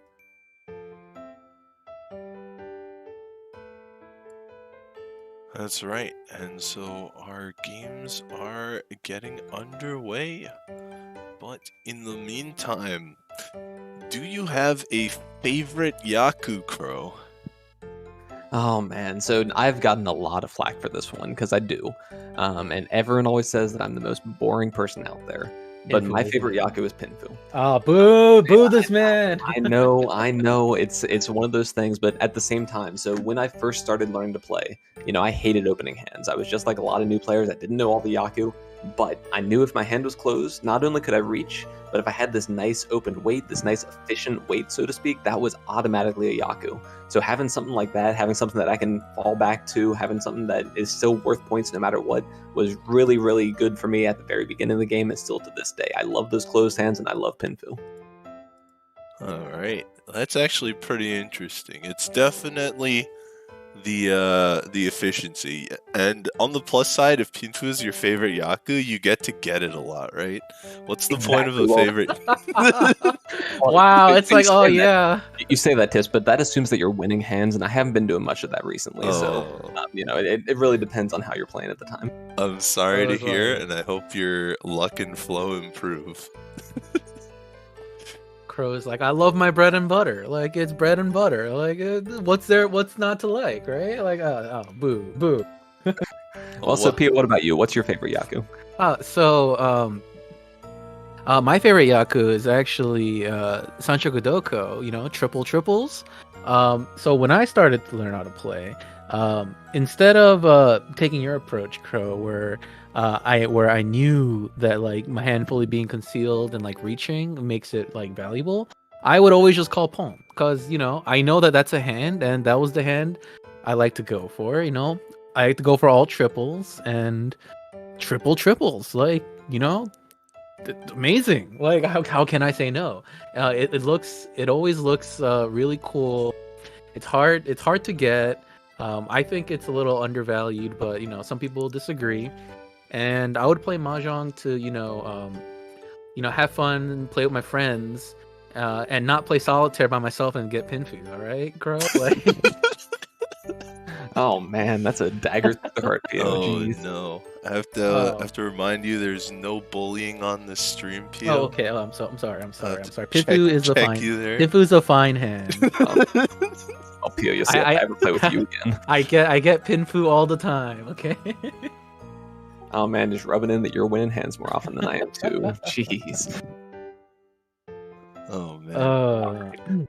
So Tips, how about you? You have any favorites over there? Yeah, personally, my favorite is a little more exotic. My favorite is all green. It was actually the first Yakuman I ever got, Oh wow. winning on the 3-so, amazing, which is also my favorite tile. So that one comes from sentimental memories. Plus, just as a aesthetic point of view, that I could draw the entire hand with one color of ink, right?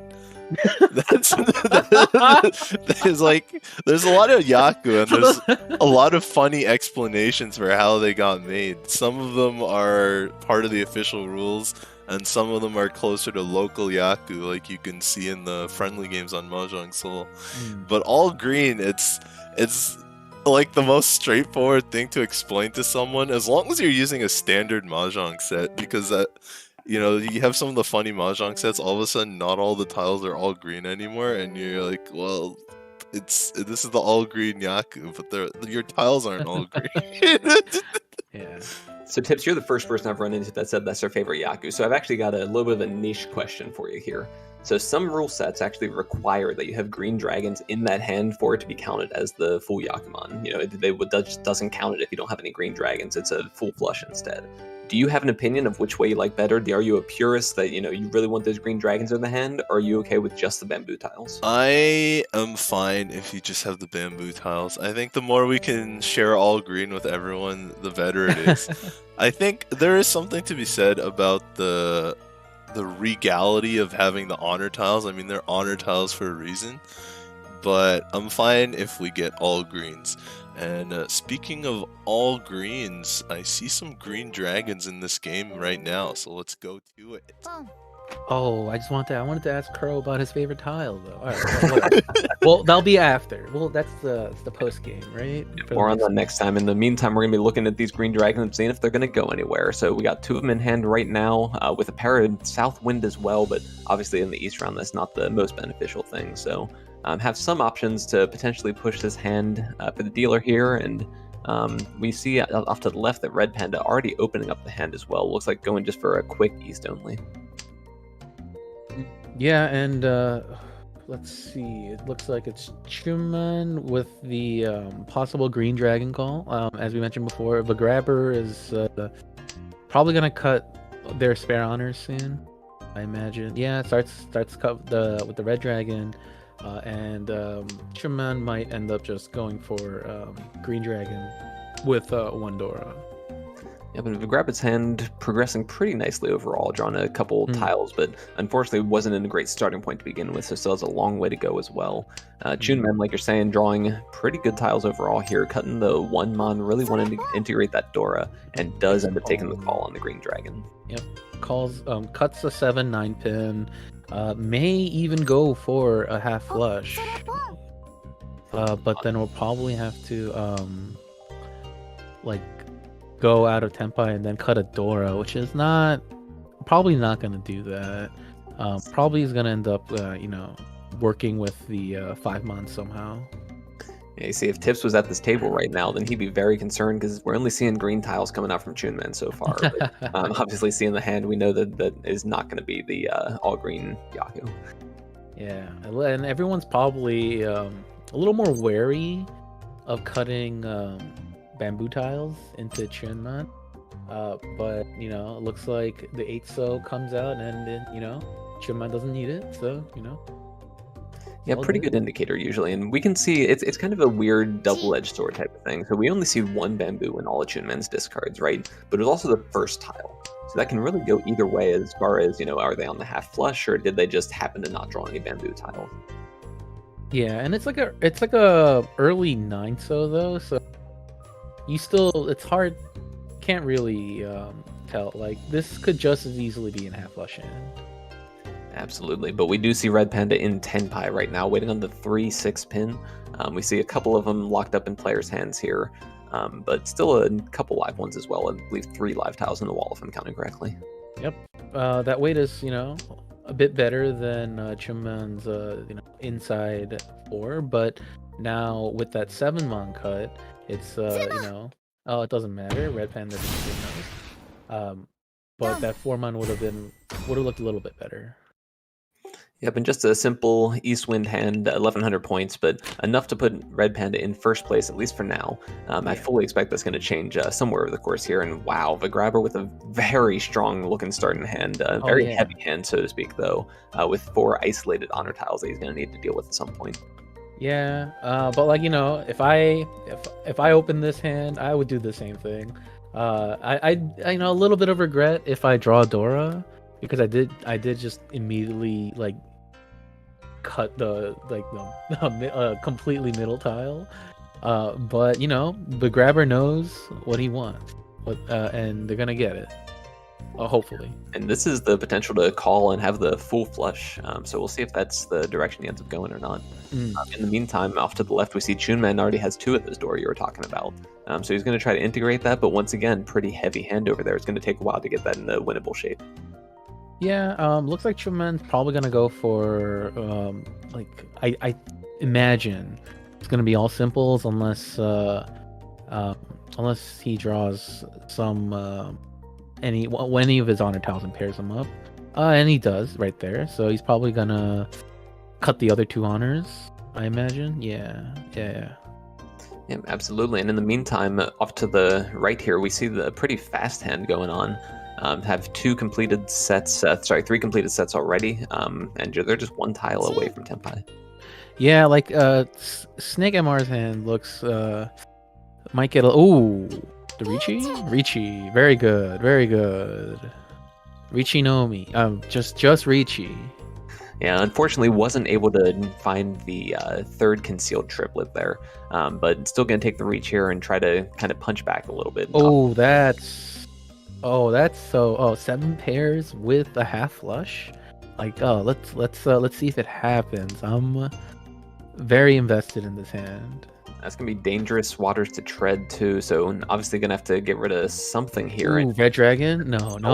Okay, so playing a little bit safe. Okay, this is actually fantastic. That's amazing. Being able to discard another 1 here, and unfortunately Snake MR drawing the tile he needs at basically the last possible minute. Yeah, unfortunately, Grabber there is not going to be very happy with that, but Snake MR not necessarily knowing exactly what bullet was dodged, but pretty happy to take the win nonetheless. Yep, these small wins, they add up, as we've seen. And looking at Snake MR's hand, pretty good. I'd be pretty pleased with opening this hand to start. That 5-pin makes it better. Going for full efficiency, cutting the honors first. Eventually, probably gonna cut the 1-so, probably now, yeah, and then probably gonna call Richi on a 2-sided way. These shapes are good for Snake MR. Oh yeah, and it's interesting to see the kind of other end of the spectrum for how to deal with these honor dragons. With a couple of the last games, we saw players holding on to them for many, many turns, but Snake MR realizing, this tile isn't super efficient, it's unlikely I'm going to get to use it, let's get it out of the way before people start powering it up. Yep, and it looks like Chunman all the way over there, along with Red Panda. Everyone's like, oh, we love flushes in this hand. Everyone flushing. Yeah, Red Panda definitely drawn some pretty strong stuff here and hasn't even had to open yet. Looking at those discards, no one knows that he's in exactly a Pinzu half flush. This could be anything still, but that bamboo is going to give away a little bit more, but at the same time, you wouldn't necessarily treat this hand as a half flush. Yeah, like that's an 8. Like it's an 8, 9, 2, and like a north. This 6 might give away, might have people being a little wary. But like it's still pretty hard, right? Yeah. Now, one thing that people don't talk about too much is kind of the responsibility, so to speak, for defensive play along the way, right? So right now it's kind of on Snake MR to read this hand and kind of see, hey, this person's probably going for half flush, because a lot of times those hands are progressed by cheese and that sort of thing from the player to your left. So it's up to Snake MR to figure out exactly how much risk they want to put into it, because if they start feeding Pinzu tiles to Red Panda, then that flush is going to progress very, very quickly. But Snake MR able to take this reach right away for a Pinfu. Ooh, that's a 5-pin draw. That's quite good. So just Red Panda trying to make some decisions here. It looks like it's probably going to be the 2-pin coming out here. Or maybe the West-West, yeah, for the full flush, yeah. So definitely taking the value perspective here. Wow. That's a fantastic draw. Okay, so waiting wow. on 7-pin. 7-pin, and unfortunately we see 1, 2, 3, we see all 4 of them, so there's none left in the wall at this point. Yeah, but if Red Panda draws like anything else, any other like Pinzu, like I feel like Red Panda is just gonna switch, because you do see 2 7-pins out, and at this point your hand is like massive, and the grabber just like drawing all of Snake MR's tiles. Like I see this man in my ladder games all the time. Oh, it's gonna be a deal-in. Yeah, I don't know. Yeah, I think you definitely push that. Definitely. I can't blame Red Panda for pushing there at all. And luckily for them, it's no Uradora. Hand, no Uradora, like you're saying. So not too expensive and definitely worth the risk, in my opinion. Oh, definitely. Like that's just like one of those hands where it's like I can't help but deal in, right? It's just like you know, even with playing defensively and folding, like Red Panda had like everything to to die for and live for, right? So you just kind of go at that point.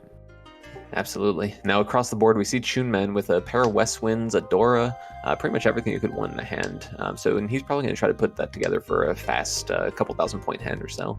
In front of us with the dealer we see another potential for a heavier hand.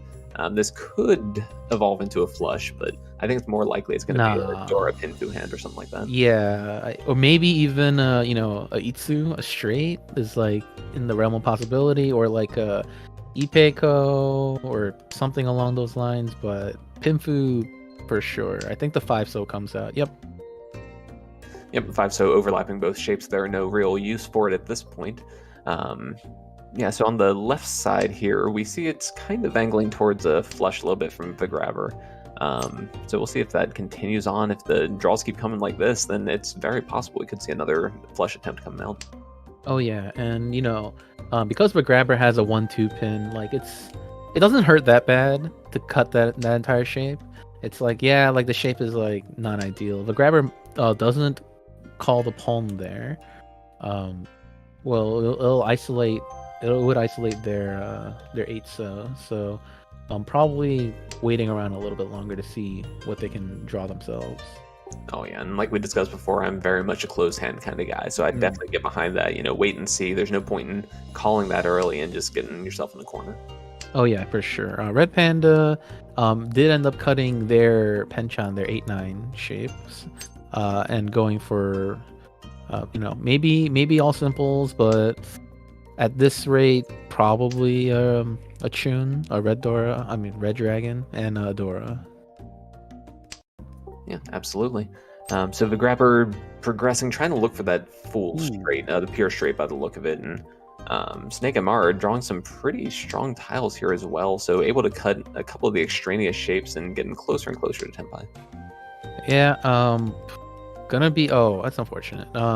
Gonna be interesting to see what Snake MR decides to do. I imagine Snake MR will cut a 4-mon and then a 7-mon. Wait, no. 2 4-mon or like 2 7-mon when they get to Tenpai. But it all depends on what they draw, right? Yeah. Yeah, and Red Panda right now, it's seeing that real heavy hand here, so it'll be interesting to see if they're able to find anything or if they end up dealing in here, because Chunman on Tenpai already over there with, as we talked about, the West Wind and 1 Dora. So it looks like it'll be a 2,600-point hand. Oh yeah, because he has the concealed triple of the 9 pins. Yeah. 2,600. Just a little bit of bonus points for that triplet. Yep. Oh, this is a choice for the grabber. Interesting. Okay. Okay, Decides choosing to give up on to- that pure straight, and I like it. Yeah, decides to consolidate the 9 so's as their pair, because they did draw 3/5 mon. They now only have 1 pair, so I like it. Ooh, and Red Panda could get himself in trouble here, so... Ooh. Oh, no, Oh. nice. Okay. Well, never mind. So, Shunmen drawing immediately after Red Panda made a fantastic choice of whipping the deal in. But yeah, Shunmen on even 2,700 points with the Sumo on top of that. Yep. So far, there's been a lot of scariness, but there's only been small wins so far. Yep, and Snake and Mar are perfectly fine with how this is going so far. You know, taking just a little bit of a lead here, and I think that'll be pretty beneficial. I think Snake and Mar was in the positive area, so this is likely, if Snake and Mar wins this round, to be enough to qualify. Yeah. I believe Snake and Mar was like a small minus. I think Snake and Mar was like -3. Yep, -3. Yeah, you nailed it. So that said, you know, first place should still be more than enough to qualify. So they're definitely happy. Wow. Okay. Reach. We were talking and we didn't even notice. Wow, this is a amazing way. 2-sided, has Pinfu and Adora, and it's turn 2. See, how can you not like Pinfu at a time like that? Hey, look, if I get Pinfu on the second discard, I'll take Pinfu. I'm not gonna not take Pinfu. Yeah, no, but yeah, this still hand's has to draw it out. You know, 4/7 is something that's not going to be too likely to be discarded unless someone draws something really worth pushing. And right now, I'm not really seeing that kind of value in anyone's hand. There's one Dora that just came out, but not going to matter. Snake and Mar deciding, well, I'll just go ahead and draw the tile myself. You know, and not able to deal into it. So able to take a nice 50 to 100 point hand down. Yeah, very good, very good, very good. There was not much information on the board, so it might have come out just because people didn't have anything safe. But it didn't matter because Snake and Mar just, rips the tile from the wall all on their own. Oh man, so here it goes again. Looks like the grabber is angling towards a flush, and once again, cannot blame them. Lots of bamboo in the starting hand and potential double south as well now that we're in the south round. Yeah, and starts by cutting the Manzu first, keeps the 5-pin around, maybe the grabber settles with like a double non, double south, and just takes the 2K, as we've seen all game this game. Yeah, but real quick, one thing I want to point out that I really like what the grabber is doing here. So a lot of times when people are discarding towards a half flush, they discard their isolated tiles first, right? So it's things like that 5-pin that the grabber still has in their hand. But what the grabber did is they chose the suit that they had more of and started discarding from that, because it feels just a little bit longer which suit that half flush is in. So really like that, very tight, very minor things that can give you a big advantage in the long run. Definitely. And in a situation where the grabber had like one more Manzu tile, Chunman might accidentally, because Chunman doesn't know if it's Pinzu or Sozu, right? Like it might give the grabber a key chi tile. Absolutely, but in the meantime, Snake and Mar over there waiting already on a just 2-pin. So we'll see if they're able to take advantage of that and make this quick hand happen. Yeah, it might come out of Chunman's hand if Chunman draws I guess not. If Chunman draws like a 5-pin, he might deal in. But looks like Snake and Mar changes the weight to 310. Yeah, 310. So that's what I was about to point out there. So the discard of the 5-pin there had the choice on a 1-3-5 shape. It's always interesting to see the decisions made with that, because discarding the 5 makes it more likely that you're going to win the hand, but it's also harder to upgrade when you draw better tiles like this. Now, obviously, the 4-pin would have been a win in that sort of situation, but the 5-pin would have upgraded on like a 6-pin draw, for example. I was about to say, it's a Dora pair weight for extra value for Red Panda. Who needs it? Instead of going for the, looks like it would have been a slightly wider weight. It would have been a wider weight, but it was unfortunate for Snake and Mar, because Snake and Mar was never gonna win that last hand, because Red Panda had like all the pins in. Yep. Now that said, moving forward here, so Chunman on quite a few pairs already. So we see 4 pairs in hand. So possible that this hand will develop into a 7 pairs hand, which with 2 Dora could be a 9,600 point dealer hand. So that's going to be one to watch out for as these hands progress here. Yeah, definitely. Chunman can also reach it and go for the Hanuman. Let me just check real quick. Yeah, Chunman has like a small positive 9.5. So maybe Chunman doesn't need to reach this 7 pair 2 Dora hand for 18,000. Maybe Chunman will be happy with the 12, but we'll see what happens here. It looks like he's going slowly going for it, like cuts the 5 pin and like holds the 2 pin 8 pin. That's like good trap waiting. I like it. Yeah, absolutely. Got to prepare ahead for that sort of thing anytime you have the potential to go for 7 pairs. Really tight play there, and we'll see if it ends up working out or not. Yep, for sure. Doesn't call the pawn, which makes sense. 1, 2, 3. Still on 4 pairs. If we look at Vigrabber's hand, Vigrabber looks like his hand's pretty slow. That 3 pin does go a long way to help.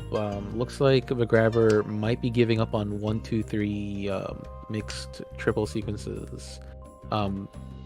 Yeah. Yeah, and I kind of like that choice from the grabber, because it's not only technically they move themselves farther away from Tenpai, because having the 1, 2, 3, then 4, 5, 6, potential 7, 8, 9, there's a lot of Yaku in that. But that said, the 3 improvement overlaps the 2 shapes. So even though you're stepping back from Tenpai, you're more likely to draw a connection for whatever other shape you're saving. In this case, we saw right away with the 4 of bamboo being drawn to connect to the 2 that's the Dora. So kind of instantly rewarded for that play, and definitely speeding up the hand a little bit. And Vigrabber could also go for 2, 3, 4 Sanshoku mixed triple sequences. It'll be interesting to see what Vigrabber does if they draw a 3-so. Will they take? Oh wait, no, that's not that shape's not complete. No, don't mind me. Oh well, okay, now it is. All right, now it'll be interesting to see what happens. If the grabber draws a 3-so, if they choose the 3-6 for Pinfu, or if they decide to go with just the 3 mon for Sanshoku, the mixed sequences. Yeah, it's always interesting to see the different routes that players go with that, because it is relatively close to, either say, I'm going to just not reach this hand and take the bad weight, or you reach the hand with a good weight. That ends up being very close in score overall at the end of the day. Players are very divided a lot of times as to what they like to go for. But we see a pair of Dora coming in here, so 1 away from Tenpai for that 7 pair shape. Oh, that's interesting. I feel like you just had to cut the 8 mon back here. No, here he's taking the wider shapes, so here there are a lot of tiles that put you in Tenpai. If you pair 4 or 5 or 2, 4, any sort of those pairs will let you reach, and then on top of that you can still draw any completion to the runs that you have, and that will also put you in Tenpai. So choose to take that wider shape there, and I definitely like the play from a grabber trying to speed up that hand. Yeah, and with this, the grabber is able to incorporate another Dora into their hand. Does the grabber reach this? Okay, yeah, the grabber does. Yep, so this is a reach-only hand, and unfortunately ended up being the worst draw as far as hand value goes, but this reach might be enough to kind of push people off the hands that they might have, to try to make sure that he gets just a little bit of points going into his dealer round. Yeah, like Chunman's probably thinking about cutting the... Whoa. Man, even missed out on that. So 7 pairs hand, just like we were talking about with the dealer, but Snake on the other side, and actually ends up choosing to wait on the tile that was just discarded for the reach. So fantastic trap wait there. Really, really good play from Snake MR. Yep, and makes sense that Snake MR wouldn't reach that as well. Like, very good all around with the Keiku sticks emote. Not gonna lie, my favorite emote in the game right there. Oh. That's the reason I play Keiku. Amazing. All right, so the grabber starting out here with a set of red dragons, so potential to call, open up this hand, take some quick stuff down, or potentially keep it closed and try to get the reach in with a lot of extra bonus points. Yeah, I think it'll all depend on tile gets past their way. Like I think if a 2 or a 4-mon come by, the grabber might want to just call it and like speed the hand up a bit. Like I don't see why not. But like if it's like a 4-7 pin, like the grabber could probably pass on it. Yeah, interesting. So having some more complex shapes to look for here. So one option is to discard the 3 so right here, solidify the 5 as a pair, and then still be able to pawn both the 5 and the 7. So kind of nice little efficiency puzzle here, and does end up thinking through the same way there. Yeah, lets the grabber able to call, or like if a grabber draws like a 6-9, so cuts to 7, and then you have a 5-6 and then a 1-3-5. Oh, that's no, you would just cut that immediately, right? Like personally, I cut the 7 so. Maybe the 7 so, yeah. A little bit better. Interesting. So trying to improve the shapes overall. So having the opportunity to upgrade the 3-5 into maybe something that can even use the Dora. So interesting little play from the grabber here. Yeah, okay, well, cuts to 6 now. Yeah, and now the grabber probably wishes they kept the 1-mon there for slightly wider weight. But, can't be helped. If you look at Snake and Mar's hand, Snake and Mar has, triple of 9-mon, floating 6-mon, 2 wests. So this hand is not really callable. It's 4 pairs, but like it's kind of awkward. Do they con? That's the question. Oh, you know what my philosophy is on that. You always got to be conning, but always be conning. We'll see if that's what happens or not. Yeah, looks like Snake and Mar is gonna wait until they're in Tenpai to con, or maybe even like 1 away, just to maybe not give some other people some free value. And it's always tempting. Anytime you see it on the client, you got to press that button, the con button that comes up. So once again, I've said it a couple times already, but it's really good to see the nice discipline play coming out of these players. Yeah. Oh, this is a head scratcher. Yeah. I would burn my timer on that as well, because it's like you just drew your 5th pair? No, yeah, you just drew your 5th pair, and it's like, well, do I cut the red dragon here, and go for 7 pairs? But I think it's a little too late to go for that, and you lose it's like a key value. Like you lose your value with your red dragons. So yeah, I do agree. The grabber can call, not quite any tile, but just about any bamboo tile and be in Tenpai. So I think with the exception of the 1 and the 2 or so, as well as the 3, but anything else just about will put them in Tenpai. So really looking for any bamboo tiles to be discarded to be able to close out this hand somehow. Yeah, and it looks like Snake MR, going with the opposite choice. Snake MR looking to go for 7 pairs or maybe even all triples. Ooh, that's unfortunate. 7 pairs would have been good for a grabber, but a grabber just immediately cuts it back out and gets this. But unfortunately, oh man, the slow roll. Alright, so Red Panda, and I'm probably gonna roll this. I can't imagine that you're gonna pass this at this point. Wait, yeah. I was just like, wait. Yep. So Reach Pinfu Ura, a nice little hand here, 3,900 points, and that'll put them up into, is that all the way to 2nd? Yeah, 2nd place. So lots of position changing going on in the lower ranks right now. Oh yeah, and it's it's South 3. You definitely take the hand, even though it would have been, it's 2,000 face value, right? You still take it, puts you in better position going into South 3. Like you would always. Oh, that's an interesting cut. Yeah, absolutely. Might be looking towards the long term. Red Panda needing to really take a strong first here. Unfortunately, dead last in the standings right now at a -35 from the first game. Very, very bad. Oh, I see. So probably trying to angle towards something like a 7 pairs with a reach, or maybe even a half flush from this, depending on what they can find. Yeah, there's like a lot of options right now for Red Panda. Like you could go for the straight, but as I say that, Red Panda cuts the 9 pin, so looks like that's not what they're looking at right now. Snake and Mar probably just wants to win this game, and maybe that's why Red Panda paused for so long, is because they're so far down. They're like, maybe I need to sumo this, right? Like Oh, maybe. absolutely. Yeah, that positional play is so important in a tournament like this. Just understanding, because the last thing you want to do is, have a decent showing, win a game, but then have it not be enough to take you through anyway. Hmm. And Snake Armor goes into Tenpai. We'll see which Tenpai, what Tenpai they take. Is it going to be the 5 or is it going to be the 6-8? It's the 6-8. Okay. So that's another interesting situation there, where cutting the 4 kind of cuts you off any future improvements to the hand, but it is more likely to win sooner than that. So better if you're hoping that people discard in sooner. Yeah. The only improvement that Snake Armor could make to their weight is now it's like a 7, right? And then you're waiting 5-8. Yeah, exactly. So anyway, still just trying to take these discards in. Interesting to see the 5 pins coming out like this. So Snake Amar trying to avoid giving away information about their hand. That's unfortunate. So they keep just discarding the tile they draw instead of the technically slightly safer 2 pin. So an interesting little nuance there, but definitely beneficial to kind of avoid giving away more information about your hand. For sure. And it looks like Chuman over there is looking to make a statement with this possibly massive hand, if it gets there. But that could be all triples, full flush.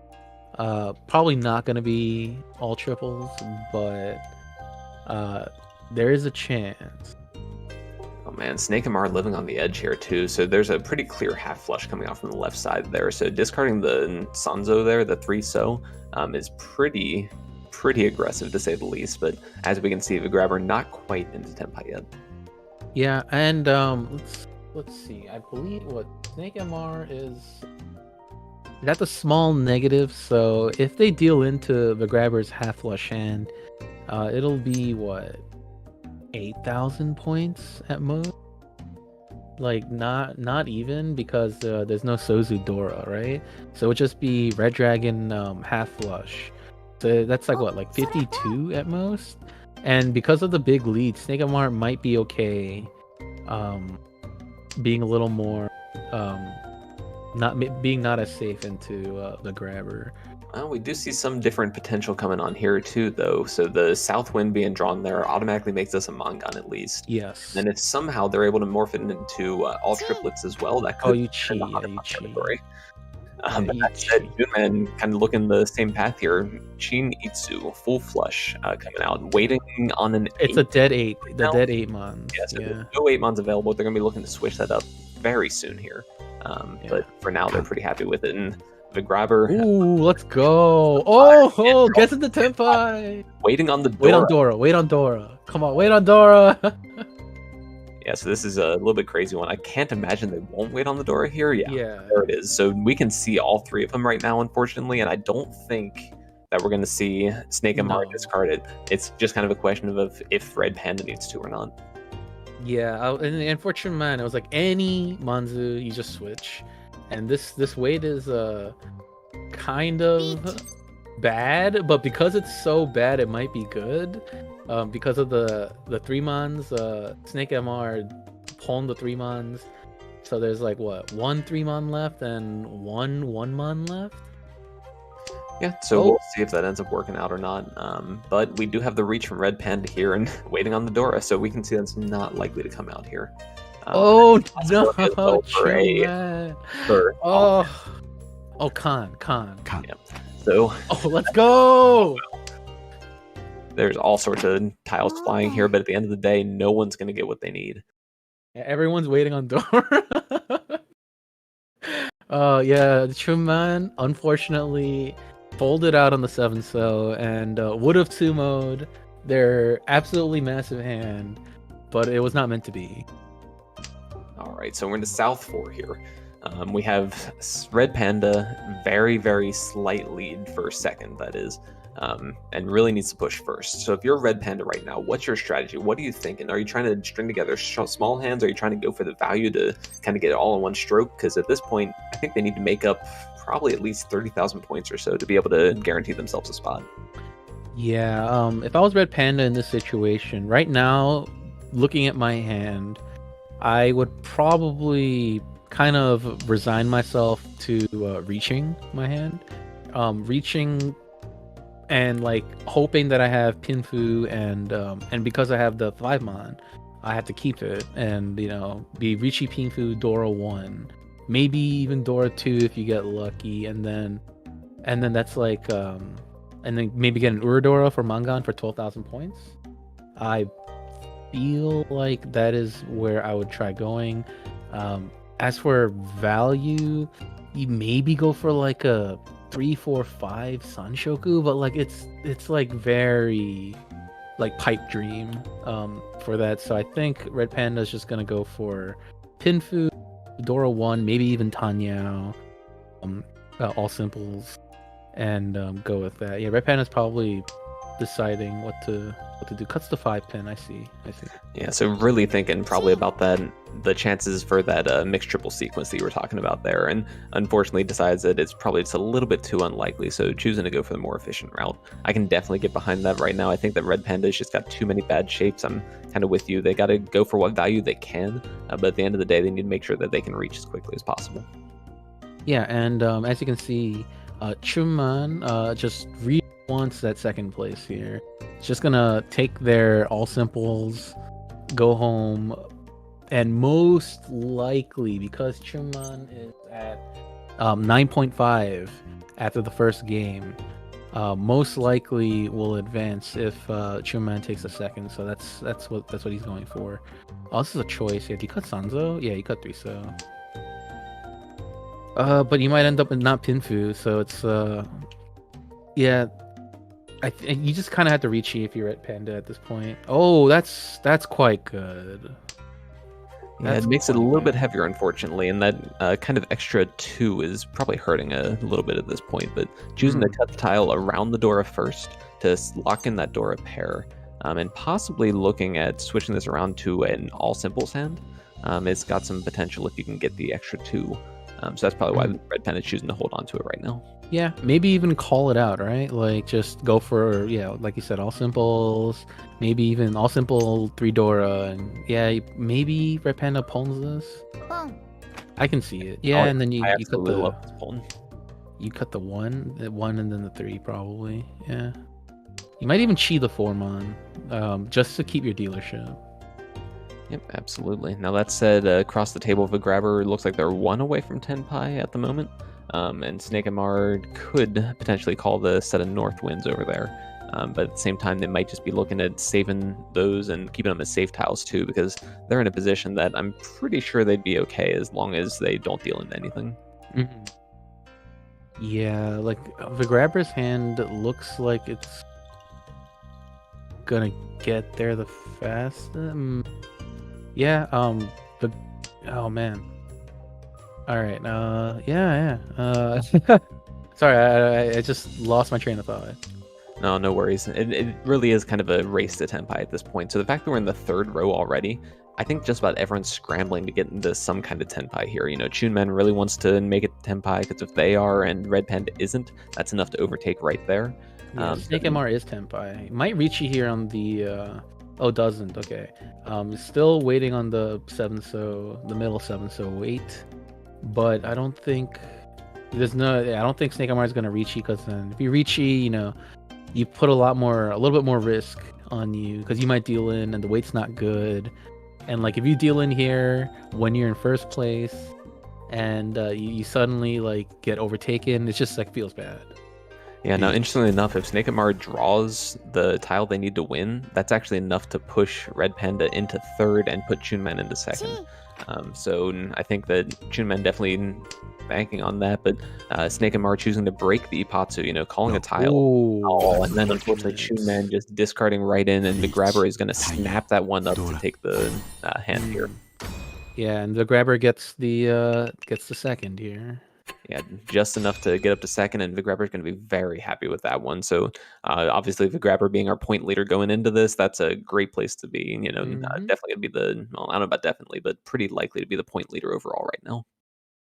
Oh yeah, because Vigrabber was first in the first game that we watched. So first and a second, you're probably going to make it. Like, not guaranteeing, because crazy things could happen in the other games, but probably the grabbers in the top 8. Same with Snake MR, because Snake MR was like at a I believe it was like a minus 3.1. So minus 3.1 plus this 30, you're at like 27.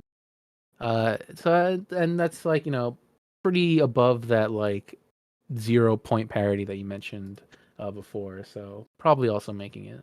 Yeah, I think both of them are in pretty good position. Unfortunately, Red Panda is going to be eliminated from this, so thanks very much to Red Panda for playing in this tournament. And I think that Chunman might be in the same situation, unfortunately. So, unfortunately, seeing 2 eliminations at this table is not what anyone wanted to see. But big congratulations to Snake and Martin and Vigrapper for making it into the top 8 here.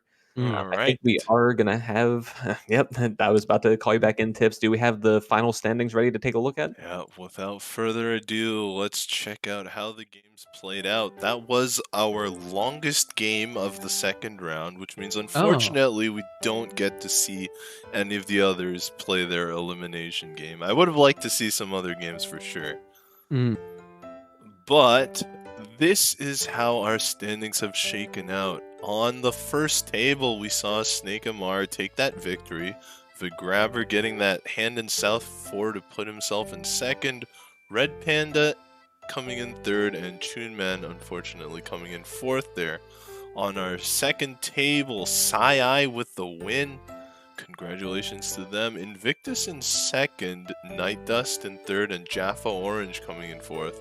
On table 3, Perry with the win there. Wave coming in second.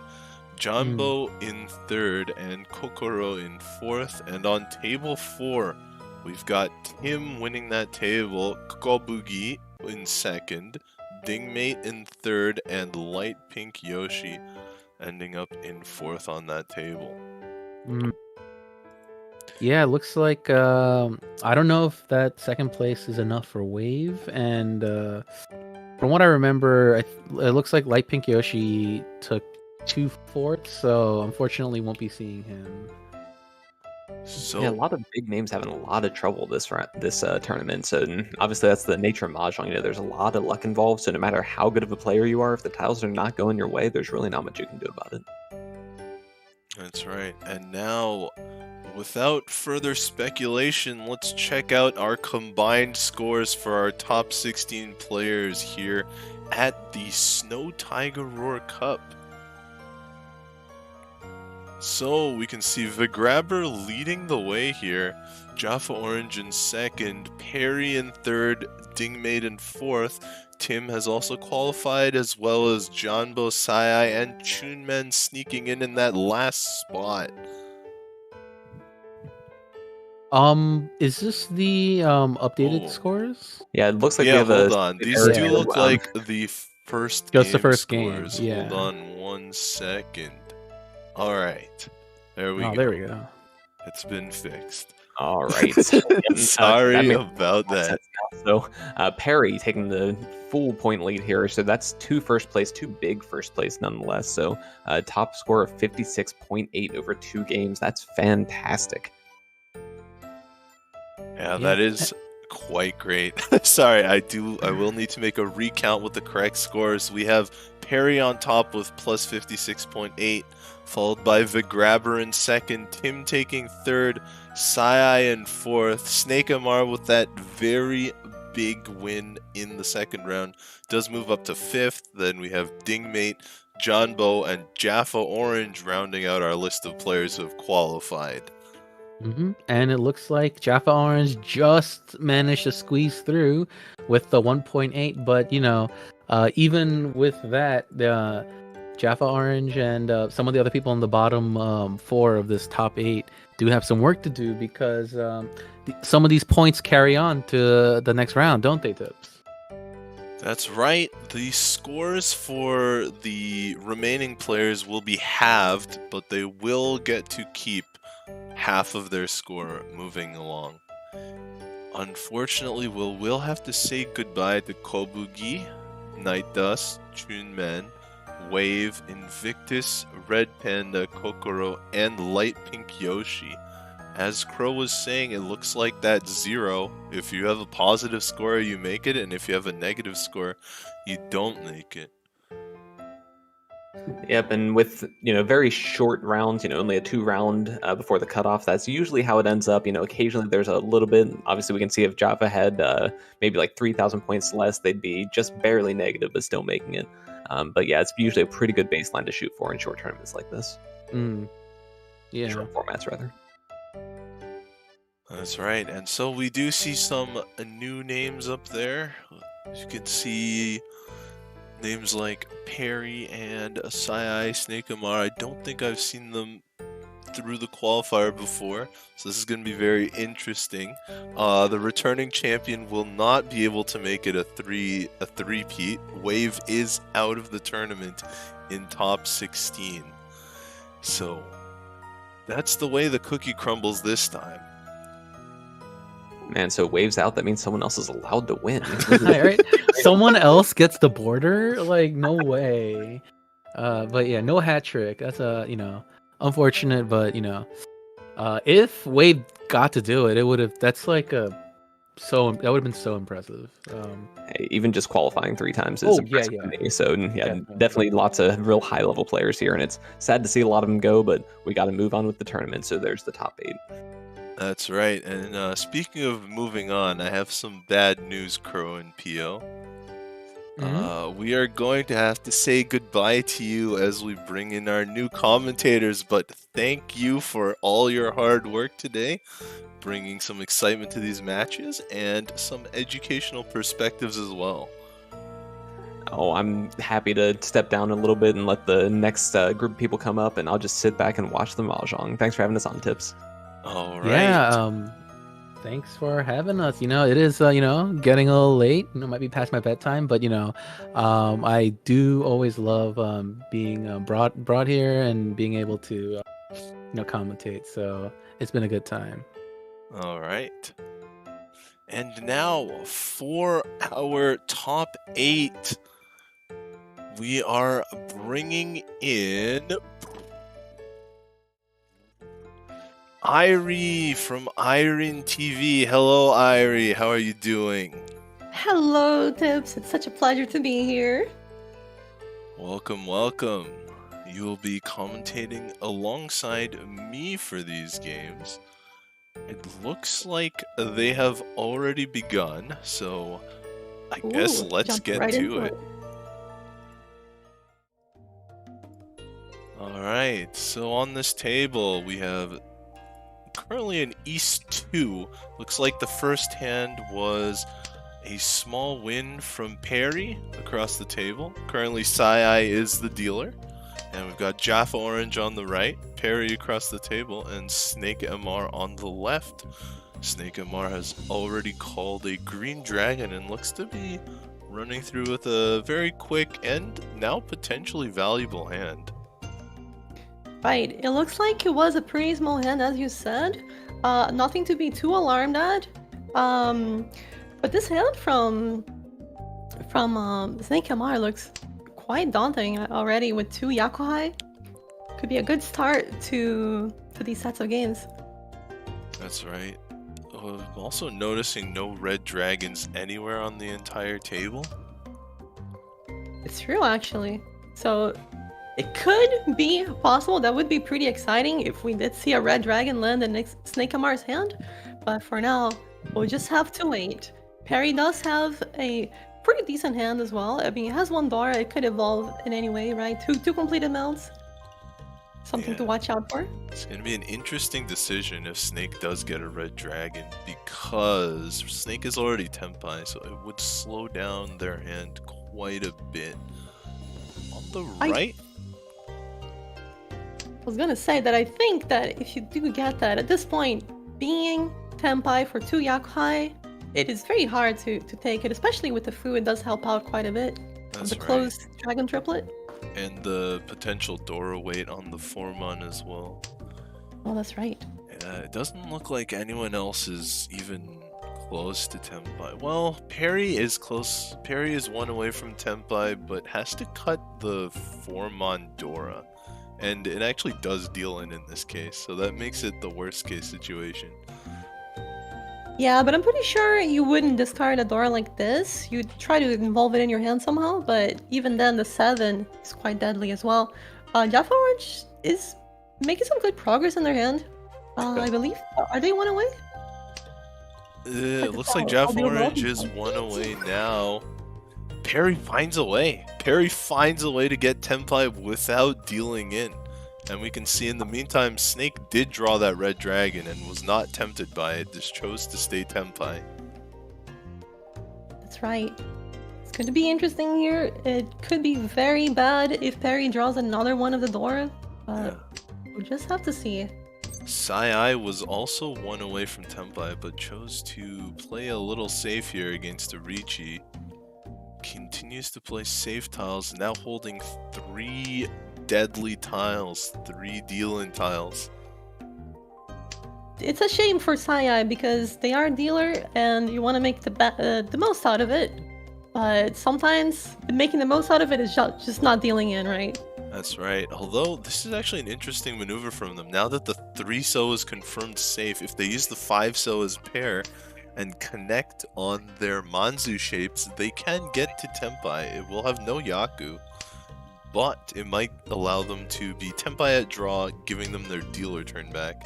You can see Snake on the left has actually folded against the Riichi. Did not like those Sozu tiles that they drew. I think they assessed the risk and thought, I've already lost a couple of points. If I get too far behind now, it could be very hard to come back. We get very lucky, and I think that's a good way to think about it. Okay, Sai manages to avoid it. Looks like it's going to be Tenpai for Perry. The Riichi stick gets to stay on the table, and they'll come out with 1500, remembering that the Noten penalties are reduced. It's only 1500 total. That's right. Now, in this hand, a pair of Dora for Jaffa, though they are not the Yakuhai wind tiles for Jaffa. They're the Yakuhai for Sai, but Sai only has 1 north tile. But Jaffa Orange can use this to their advantage by, just using it as a pair. It enables the chance of ping fu. Of course, with that 8-9 pin in their hand, it's a bit tricky, but it could happen. You can see it happen. That's right.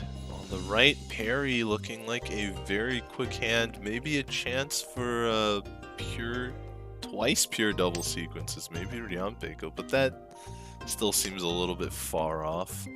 Across the table, Snake Amar is working from 2 away from Tenpai, it looks like, and on the left, Sai with that Dora has not connected, but is 1 away from Tenpai, so that's not bad either. It's a possible Pinfu with pure double sequence.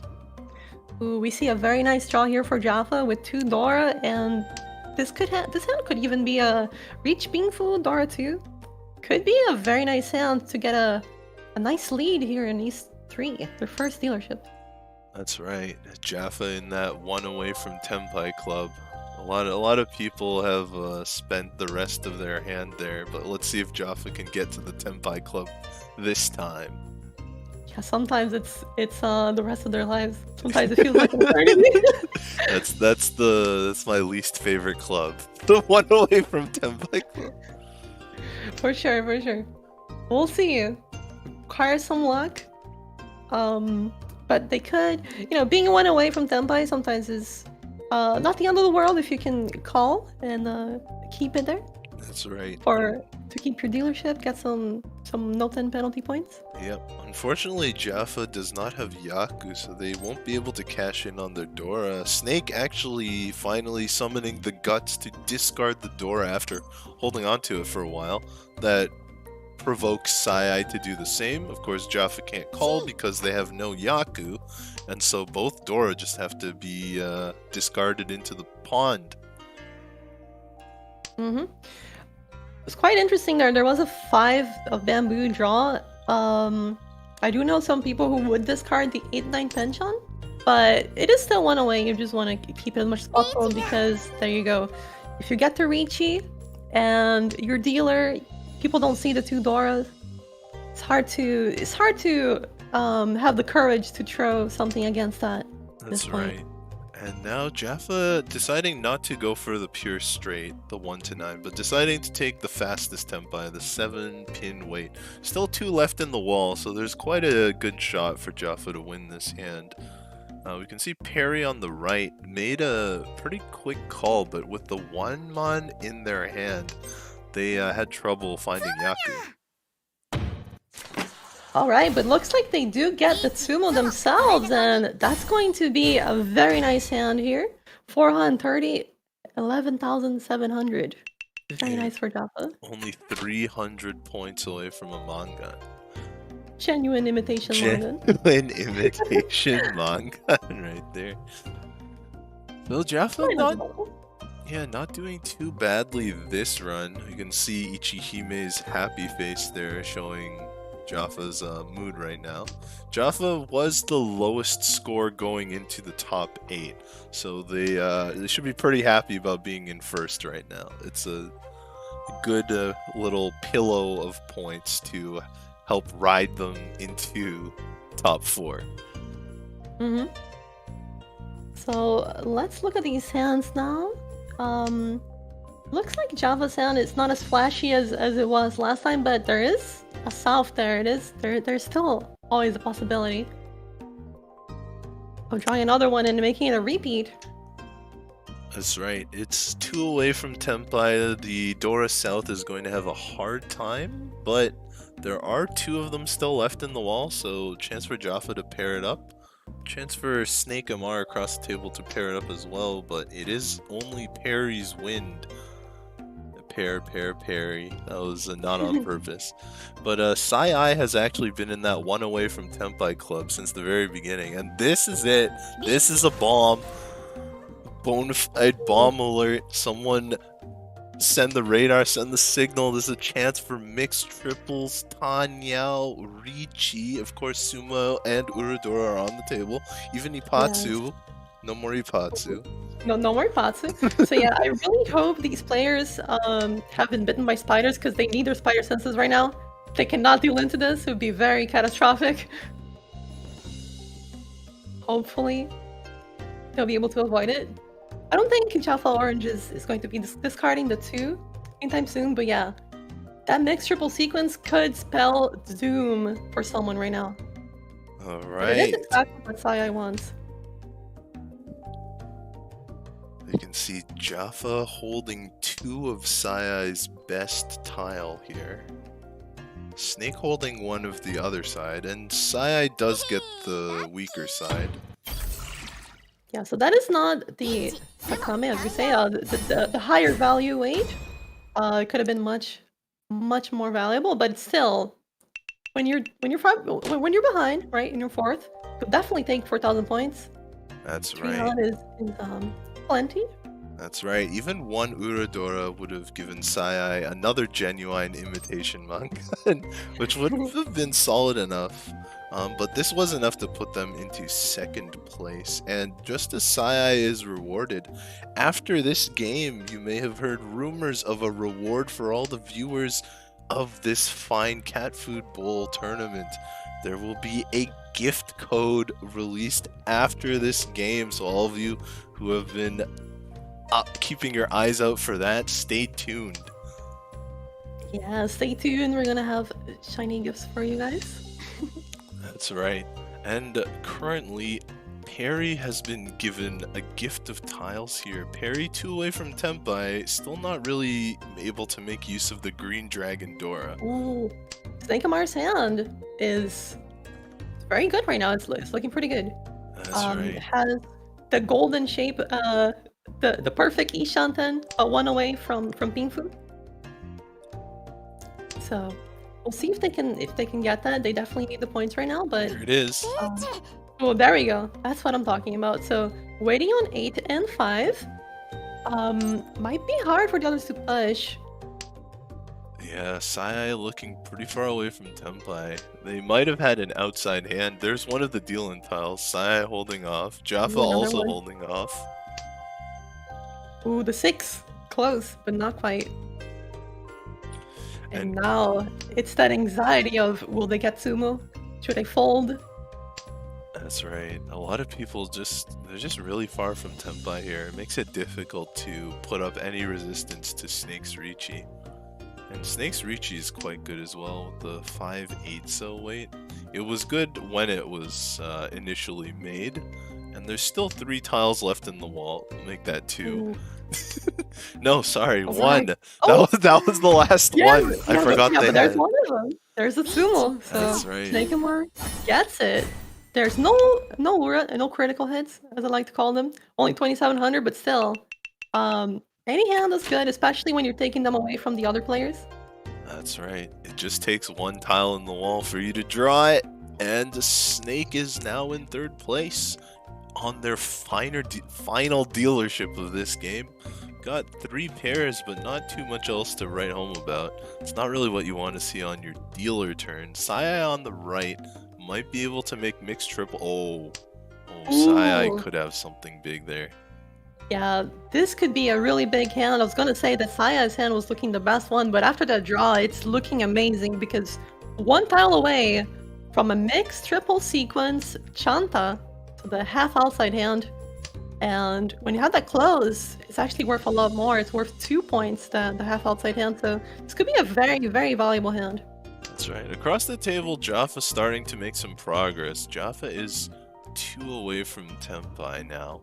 So that's not too bad. A lot of shapes there. Perry on the left is doing their best. I believe they're technically 2 away from Tempai, but some very difficult weights. Might even be 3 away. Hard to read once that far away.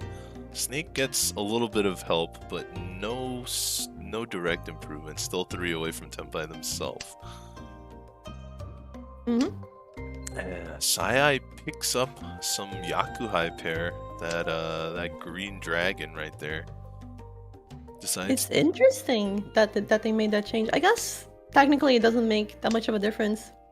Yeah. So this is a little side note, but if you have a pair and it's Yakuhai, it's actually worth 2 extra food. Ooh, right. So That's very small edge case of yes.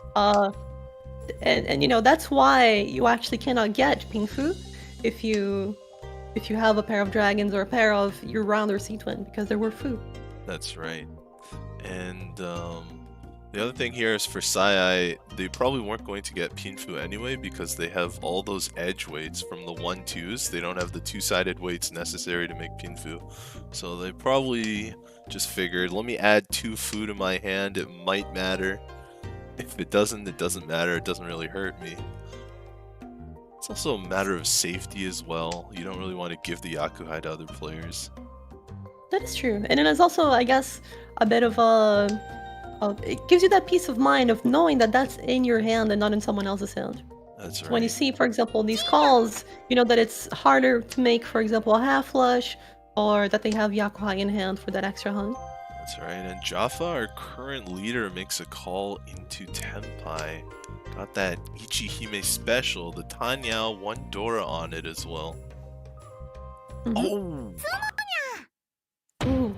And yeah, that's a very it's a very diligent play, I think, because when you're ahead, if you can move the game along, especially with these hands, you can keep applying pressure, can prevent people from having that room to breathe. Really, it can be quite devastating. That's right. You prevent Sai in this case from getting 8 or even 12,000 points if they had managed to reach it closed.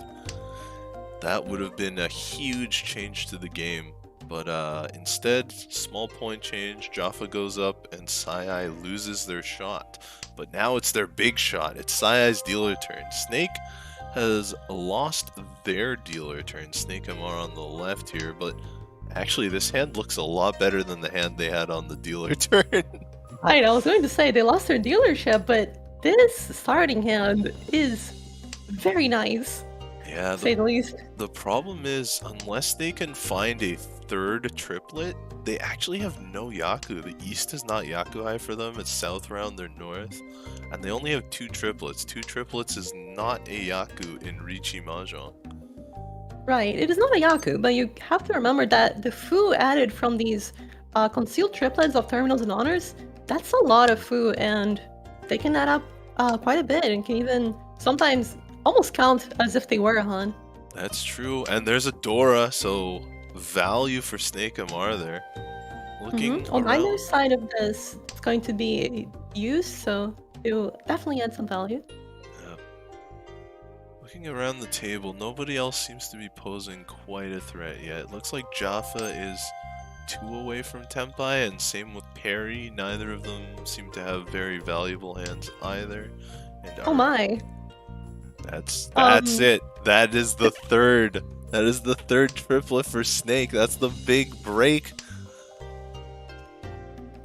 Oh, they discarded the 2. That could have been quite an interesting hand if we had seen that 2 pair up, but this is still pretty good. They do have the Dora, they do have the 3 concealed triplets, which is 2 Han. It's quite good. And they're only 1 away. They can still get a pair of the Dora too, to make it even crazier. Yeah, that would be the dream draw, that Dora pair. You can see Sai in the dealer position with 4 pairs, but still, 5 pairs. All right, Sai 1 away for that 7 pairs hand. Yeah, Sai has got to be happy at the prospect of the 7 pairs hand. It is a hand that is kind of passive, right? You don't have much agency in how you can play it, but if you do get it, it's a very nice, quiet shot that can be quite valuable. That's right, especially with the 2 Dora that Sai has collected here. Those 2 Dora also mean that there's only 1 Dora left for Snake Amar to get, but this is Tempai for Snake Amar. They don't have to reach. They do have the Yaku of 3 concealed triplets, but they decide to reach for the value. Not a bad idea. Problem is, all of the 5 mana are in other players' hands, so someone is going to have to take a risk for Snake to win here. Yeah, so this is one of the things that's a bit unfortunate. It is a bit hard to get these types of leads because at this level, right, especially in tournament play, it's very unlikely that someone will risk it. But you never know. Sometimes when people are in 4th, for example, Perry, they could get desperate somehow, so you never know. That's right. Sometimes all you need for someone to give you the tile is for them to have an even juicier hand than you. That's the bait that brings in the large fish. Yes. Unfortunately, it looks like only Sai might fall for that trick here. Sai seems to be the one that may have a hand where the 5 mana is worth dropping. This is an interesting call here from Perry. It looks like they're trying to transition either into just having Tempai or maybe symbols? I'm not sure. Yep, that's right. We can see that Snake Amar did deal out Perry's quote-unquote winning tile, but without a Yaku, Perry cannot win. So Perry had no choice but to let it pass. And Yeah, that's... Ooh. And this is even harder, because even though they have the Tsumo, they have it in their hand is ready. They don't have point. They cannot win. Yep. And that'll also make them Furiten, which means even if they do find a Yaku later on, if they're still waiting on that 2-mon, they have to sumo it. But there weren't many tiles left in the wall. Mhm. And you And can... wow, people are going to see this hand from Zekamara and be like, wow, I dodged a big bullet today. That's right. It's just very hard to get that 5-mon weight there. It's so close to the Dora. It's an inside tile. Even though there are no red 5s in this tournament, that's still a very desired tile by all the players. Mm-hmm. So, For sure. unfortunately, with no sumo chance, it was hard to expect it to come out from the other players. Now, going on to this hand, Jaffa might just be going for a Kokushi 13 Orphans attempt here. Got 8 of them so far. That's not that great, but Ooh. here's the 9th. So I've definitely seen 13 Orphans come from hands like this. It's definitely a possibility. I wouldn't bet on it, but Jeff Large has the advantage here. One of the nice things about 13 Orphans hand is that it's pretty good to fold with usually, and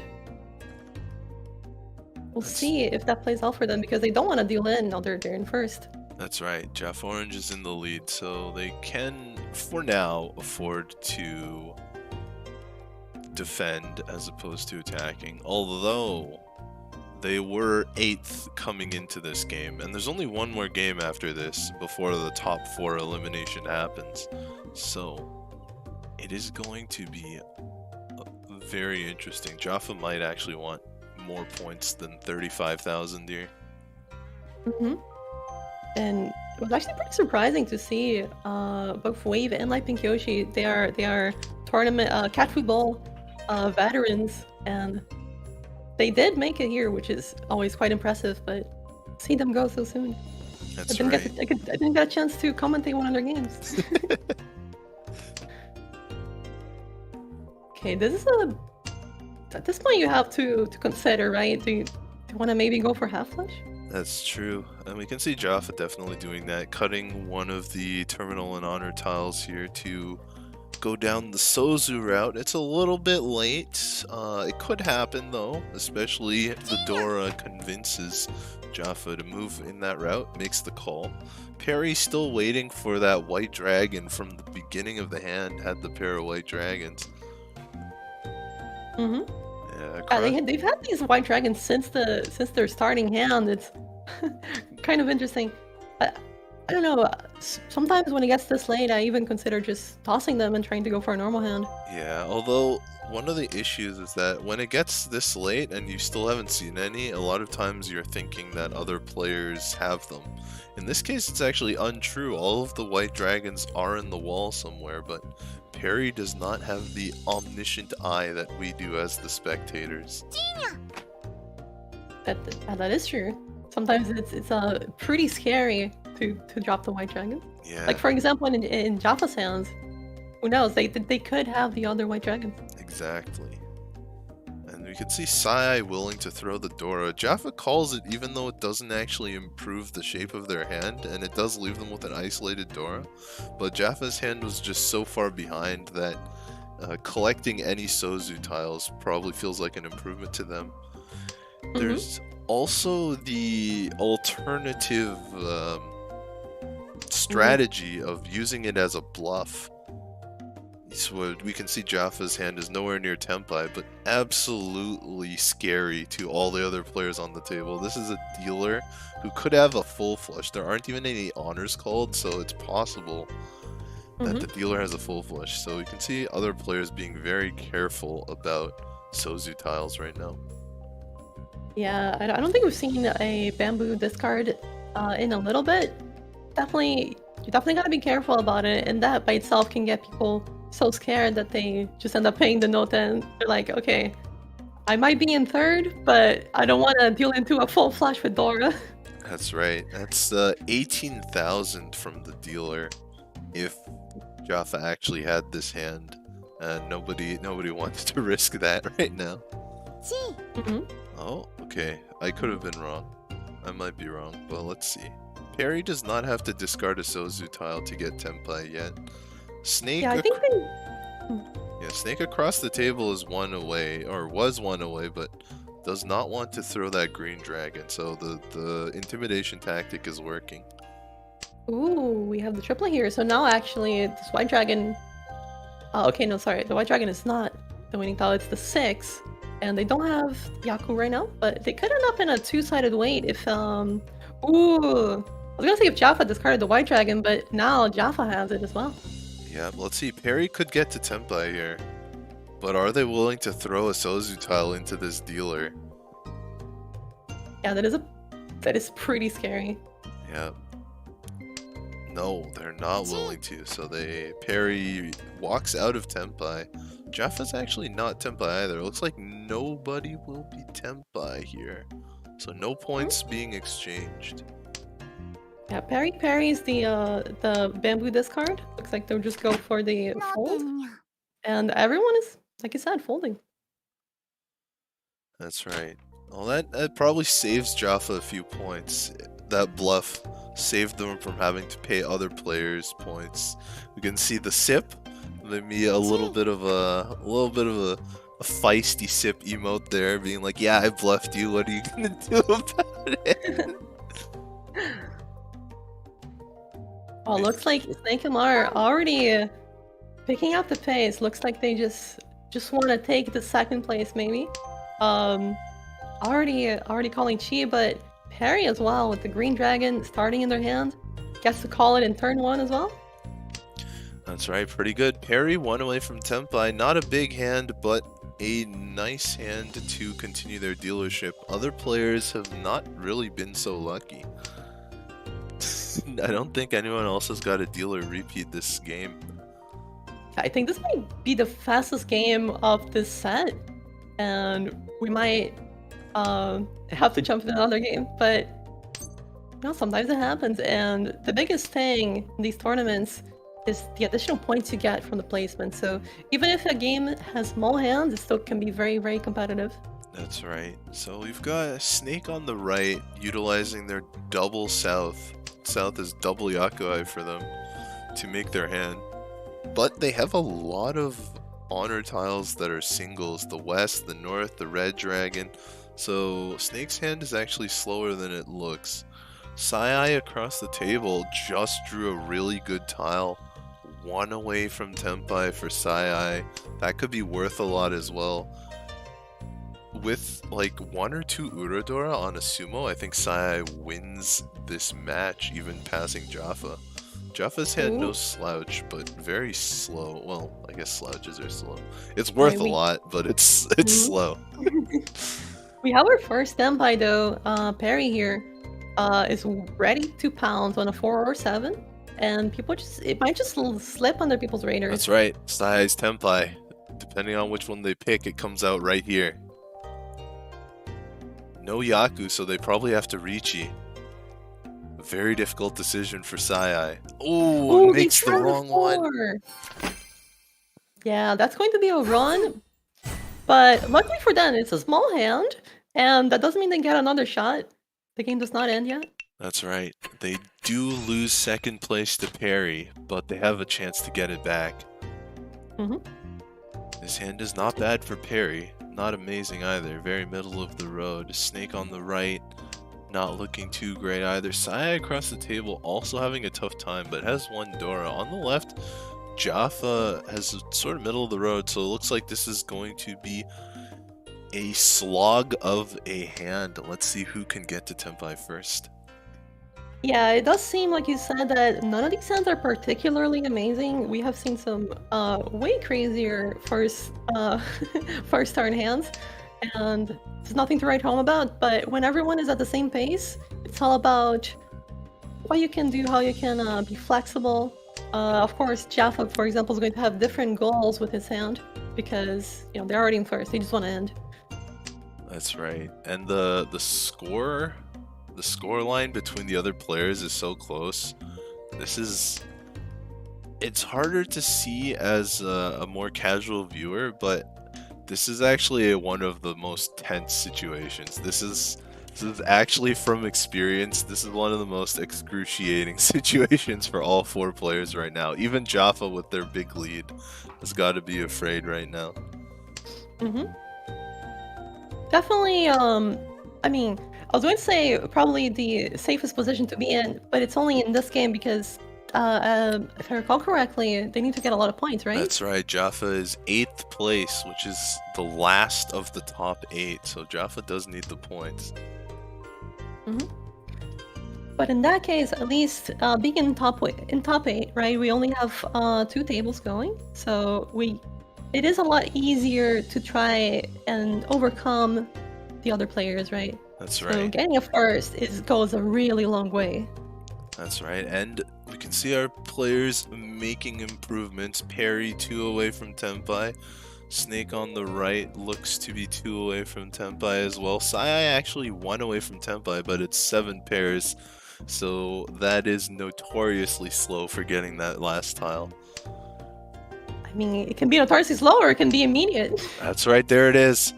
Sai waiting on the Dora, no Riichi. Will be content with second place on a win here. Not trying to go for first on this one. Although a direct hit, no, direct hit is only 6,400 plus Honba. Still That's wouldn't do 900 it. on Honba. Yeah, like Yeah. 7,200. Yeah, Not quite enough. But, I mean, yeah, all the points help, right? that's true. All the points help. And considering Jaffa was coming in 8th place, Sai probably is the least worried about Jaffa winning compared to any of the other players here. I wonder if there's any sense in maybe calling Ricci because it's the last round and you want to get there. Yeah, the danger of Ricci is it puts you into 4th behind Snake, and I think that's the main reason why it's not being called. Jaffa Tenpai now. Ooh. That's Oh, only the second Dora we've seen. Oh, Sumo for Sai! A big mangan! The sumo adds the 5th Han because Chitoitsu's or 7 pairs is only worth 25 fu. You do get points for that 5th Han, making it a mangan. And so, as we said, Sai is not going to win, but a very comfortable second with that Dora sumo. Yeah, it's very nice. They do get that second, as you said. Clutches it out. They were all fighting for it, neck and neck. But Sai got that very fast 7 pairs. To be quite honest, usually it takes a long time, but they just get it and they sumo on the Dora. Very nice way to win that. That's right. And I think we will be going into the second game. It looks like it's still going.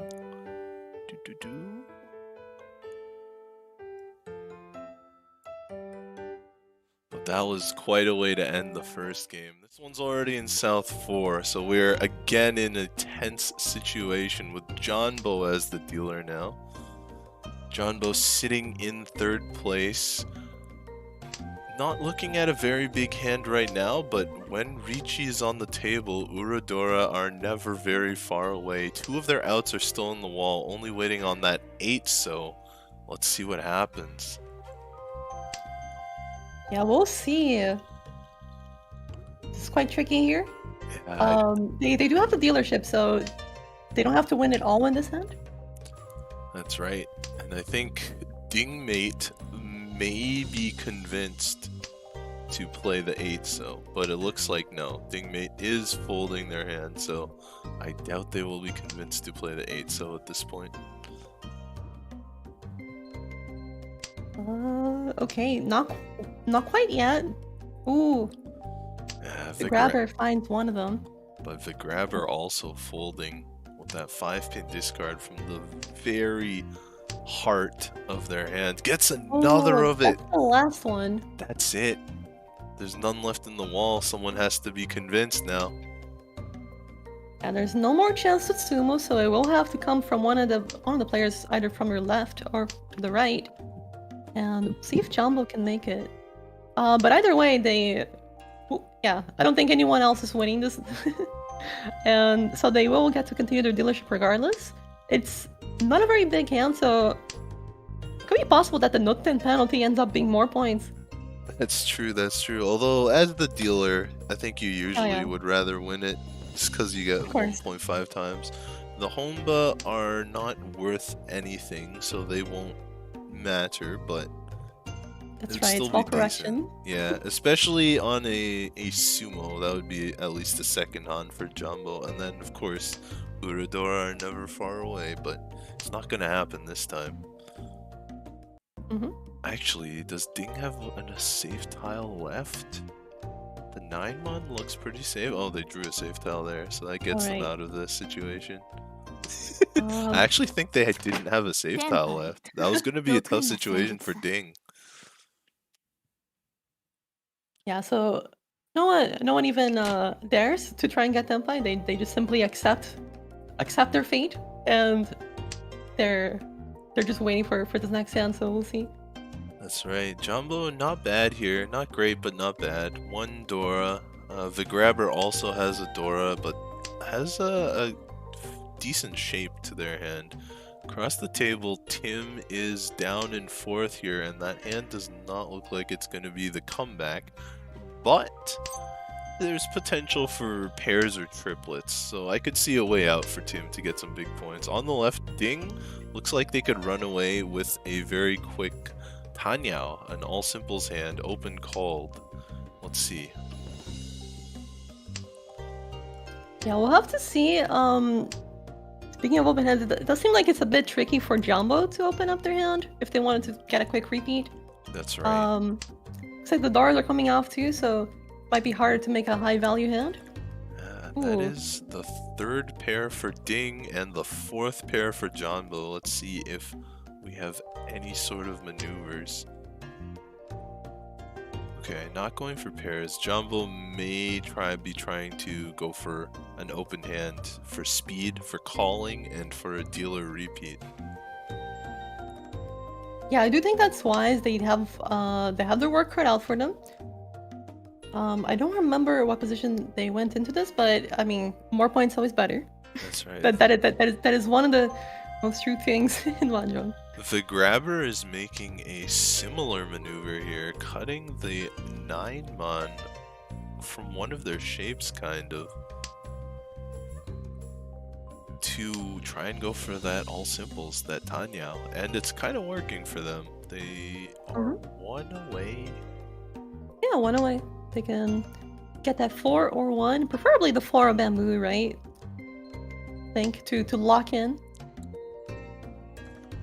That's Minus right. 6 of bamboo. And one of the things is that I guess while Jumbo's hand might be kind of slow, the other players' hands aren't that fast either, so he might still have time, and he does find one of his mounts. Yep. And it is still a 2-away situation. But it could still be faster than the others, luckily. That's right. The shapes are good for Jumbo, though it doesn't look like they'll be able to call anymore because of that 9-man removing Tanyao from their hand. Oh! Ooh. The grabber has Tanyao, though. Yeah, and they do have... That's such a tricky way, too, because the other players now might not be able to use any of these styles. Sadly, though, there's only one 2 of bamboo left, I think. No, actually, there are none. Yeah. So, although in this situation, I'm not convinced that the ones in the player's hands are actually safe here. Dingmate has already opened their hand, and they do have some safe tiles. Okay, they're playing the safe tiles. Might be able to reach Tempai even without playing the 2, so... But Tim here in last might make some aggressive moves to try and get out. Yeah, Dingmate simply discarding the safe tiles, but I wonder if they'll go through the logic of, well, there are 4 bamboos discarded. The 2 must be safer. That's right. If they run out of safe tiles, that could be a dangerous mindset to get into. Just like the previous hand, I think Dingmate has run out of safe tiles here. Oh Yeah. my! Yeah, the 4-man was what they call inside Suji, but it's not completely obvious that it's safe. In fact, it's not safe, it's just safer. And in fact, Dingmate did go with your logic, putting down the 2-so, considering that the 4-sos are sort of blocking the sequence, so it's very unlikely. But the grabber was not using a sequence. The grabber did not have a sequence wait. The grabber had 2 pairs waiting to triple them, and so collects the points. Although Dingmate does still win. No Uradora were flipped. If the grabber had found an Uradora, not only would that flip the Uradora, it would have flipped the positions of the players. That's right. So it looks like the white-haired characters will come out on top. And I guess that's it for the game 1 of tonight's. I mean, sorry, game 3, but game 1 of top 8. That's right. Top 8 game 1 here. We have the results. We did see both of them, but just as a reminder for everyone, table 1, Jaffa Orange came out on top. So taking that 8th place qualification, making good use of it. Sai in 2nd, Perry in 3rd, and Snake MR in 4th. We've got the grabber. No, sorry, Dingmate had just won that. The grabber won the last hand, but Dingmate won the match. The grabber in 2nd, Jumbo in 3rd, and Tim in 4th here. All right, so Jaffa Orange, they they did start out in 8th, I think. That's alright. And who was it? I think Harry maybe was also down there. But it looks like they got quite a lot of points. Jeff Orange particularly getting there first. And they're really, like I was saying, if you get first, and since there are only 2 tables, it really does help to overcome those differences, because you have that advantage of probably you're playing against the people who you need to get over, right? So it's really helpful to come out on top when you get that first. That's And right. even though the scores weren't that great, sorry, not that high, right? The positioning is what matters the most, getting first, Yep, and because of so that bonus 15k. top 4 move on in this case. So we can see Dingmate, Vigrabber, Jaffa Orange, and Sai currently holding those spots. It looks like ±0 is not going to be enough to qualify this time, because currently the qualifying score is 23.95 to make it. Perry, the only other one with a positive score, but just out of qualifications. But we have some interesting information coming up. Once again, we are Irie and Tips. So I am an English Richie streamer, and you can see my link there on screen, twitch.tv/tipsandtricks. I stream Mahjong, and Irene is also a VTuber. Yes, so I'm a VTuber, I'm a Twitch streamer, been commentating lots of tournaments for Mahjong, and have been always so excited to be casting here for you guys. Both doing the highlight reels, the tournaments, we both, Tips and I actually did the Akagi collab stream, so that was a lot of fun too. And it's always a fun to be here. Yeah, it's fun to commentate and watch the high-level Mahjong of the Catfood Bowls. But what's fun for the viewers, I know some of you have been waiting for it, posting it in chat. It is time for the gift code. Thank you all for watching, and as a reward here from Yostar and ReachMahjongofNewYork, you can claim this gift code in-game.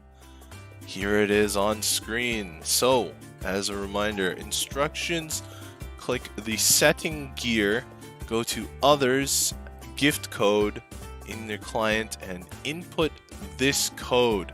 I'd like to remind you that expiry date is the 20th at midnight. So get that gift code in as soon as possible. Yeah, so you pretty much have exactly a day. so yeah, you can tell your friends. You can go and put it right now.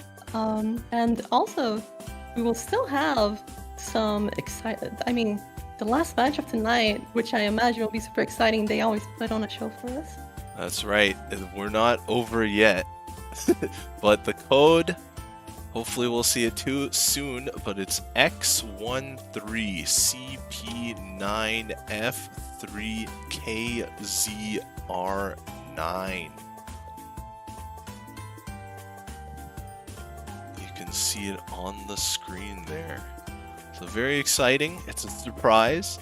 Even we don't know what's in it, but hopefully we'll be able to see.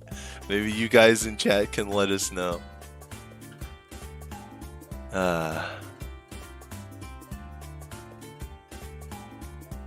So yeah, exciting. And I mean, so many exciting things. Gotta be careful. We'll have the match as well. We're not done yet. This night is not done yet.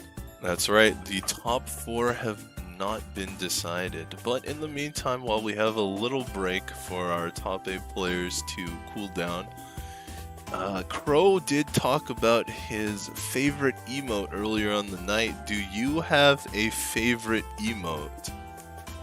Actually, I honestly always thought that Keiku Musume's emotes were the best, but then Kazuha Sayonji came out, and she has the one emote, that's the one, and that one always gets me every time. It is the greatest. That's the one. That one is That's it's the so one. on the nose. Just like when she cuts the tile with her sword. She's a very straightforward kind of person, it seems like, with those. Mm. That's probably my favorite. Do you have a favorite? I don't remember if you mentioned it Yeah. yet. So at the beginning, when Sarah was my favorite character, and I felt that sometimes I didn't have the right emote to express my situation, but more and more I've grown to love her frozen in the ice emote. I don't think any other character has something quite like that, and it's got a lot of use. It's got a lot of situations you can use the frozen in the ice. You know, when you drop a tile and it deals into a manga, and sometimes you feel like you're frozen and you can't move. Or when you see something really weird happen on the table and you're just frozen in the ice and you can't move. I think I feel like that when I get a Dora Dragon, and then I'm just paralyzed because I don't want to throw it out, but I don't have a pair to use it, so I just sit there with my poker face. Well, I guess I'll just have to accept this. That's right. And as you could see from our commentary tag page, I also really like Zansukimi's danger emote when he senses danger on the board. That one is very much on the nose as well. It's kind of obvious what you mean when you place it, so I don't like to use it until, you know, something has already been resolved. Maybe someone cons and reveals 4 Dora, or maybe someone is on a single tile wait and they've already shown that their hand is a full flush, and that's when the danger shows up. Danger. I wonder if we'll see something exciting in our matches. Speaking of, I heard that they've started, so That's right. We have a couple minutes before we're able to get in and watch them, and we wouldn't want anyone to miss the gift code here on stream. It will come back again at the end of the stream, so if anyone does miss it and just came to check out the finals, there will be a rerun of the gift code, especially because it is a short time. It's available for a short time for all of you faithful viewers in the chat. So it's going to be interesting. And we'll also have a lot of excitement tomorrow too. But I just have been so excited to see all these wonderful players bringing such amazing mahjong to us, and being able to commentate is always such a pleasure too. Get to have all the excitement firsthand. So let's take a look here at the tables that are going to be playing. So why don't you tell us a little bit more about them, Tips? So right, the new tables are seeded not from their total scores, but they're seeded from the scores that each player got in Game 3. So Perry, Sai, Snake Amara, and Jaffa Orange are going to be on table 1 here, whereas Vigrabber, Tim, Dingmate, and Jumbo are going to be on table 2. So they are seeded in order to maximize the most interesting point swings, give us the best chance to see some crazy moves. It also rewards the players that are placing high. It doesn't put all the top players in one table and all the bottom players in the other table. It's a snake seed, so we've got some players from the top half and some players from the bottom half in both games. So yeah, maximizing the excitement in these matches. That's right, we don't want any of them to be stale.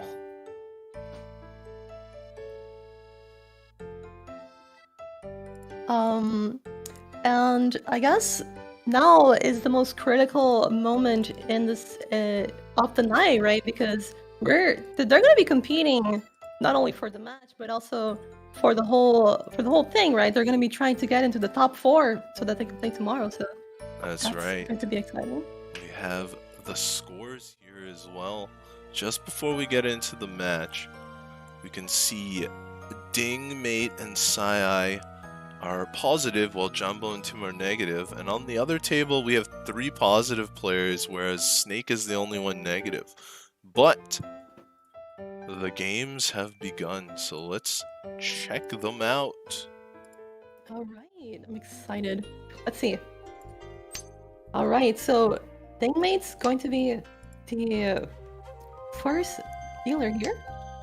Next, we'll have Sai. Across from Dingmate, we'll have Jumbo. And to the left, we will have, I believe that is Tim, right? Yes, that's right. On the left, that is Tim. And I'm excited to see what kind of hands they can come up with here. Dingmate has a potential mixtureable sequence here. We have Sai on the right with a triplet of the 9s. Looks like they might be going for a half flush. We'll see. Across, we see Dora and some very nice melds. You know, the 2 completed sequences there in Jumbo's hand, and some other nice tiles that can be very easily upgraded. That's right. And on the left, Tim is doing okay. Might have a mixed triple sequence of his own, but it remains to be seen. Still a little bit slow here. Dingmate with not a bad tile there. Doesn't actually get them closer to Tempai, but does give them a lot more tiles that they can accept. Dingmate still looks to be 2 away from Tempai here. But this is one of those hands where I could miss something. I do think it's 2 away, you're correct. Kind of interesting though. It's kind of interesting 2 away. Yeah, Johnbo across the table has been 1 away. Sai, unfortunately, with a little bit of a disconnect here. We'll see. Oh, looks like they're back. We're all good to go. Ooh, interesting maneuver there from Dingmate. A lot of people will not notice that, but he discarded from the hand. And sometimes that can throw some people off. People who pay attention to it, if a tile is discarded from hand, or if it's discarded from the discard from the tile they just drew, right? That's right. 地 Dingmate can throw them off. going for the not so valuable open mixed triple. That is only worth 1, and the other downside is now they can only win on the 7 pin. But the upside is their Tempai, and that cannot be understated. So they're ready to win right now.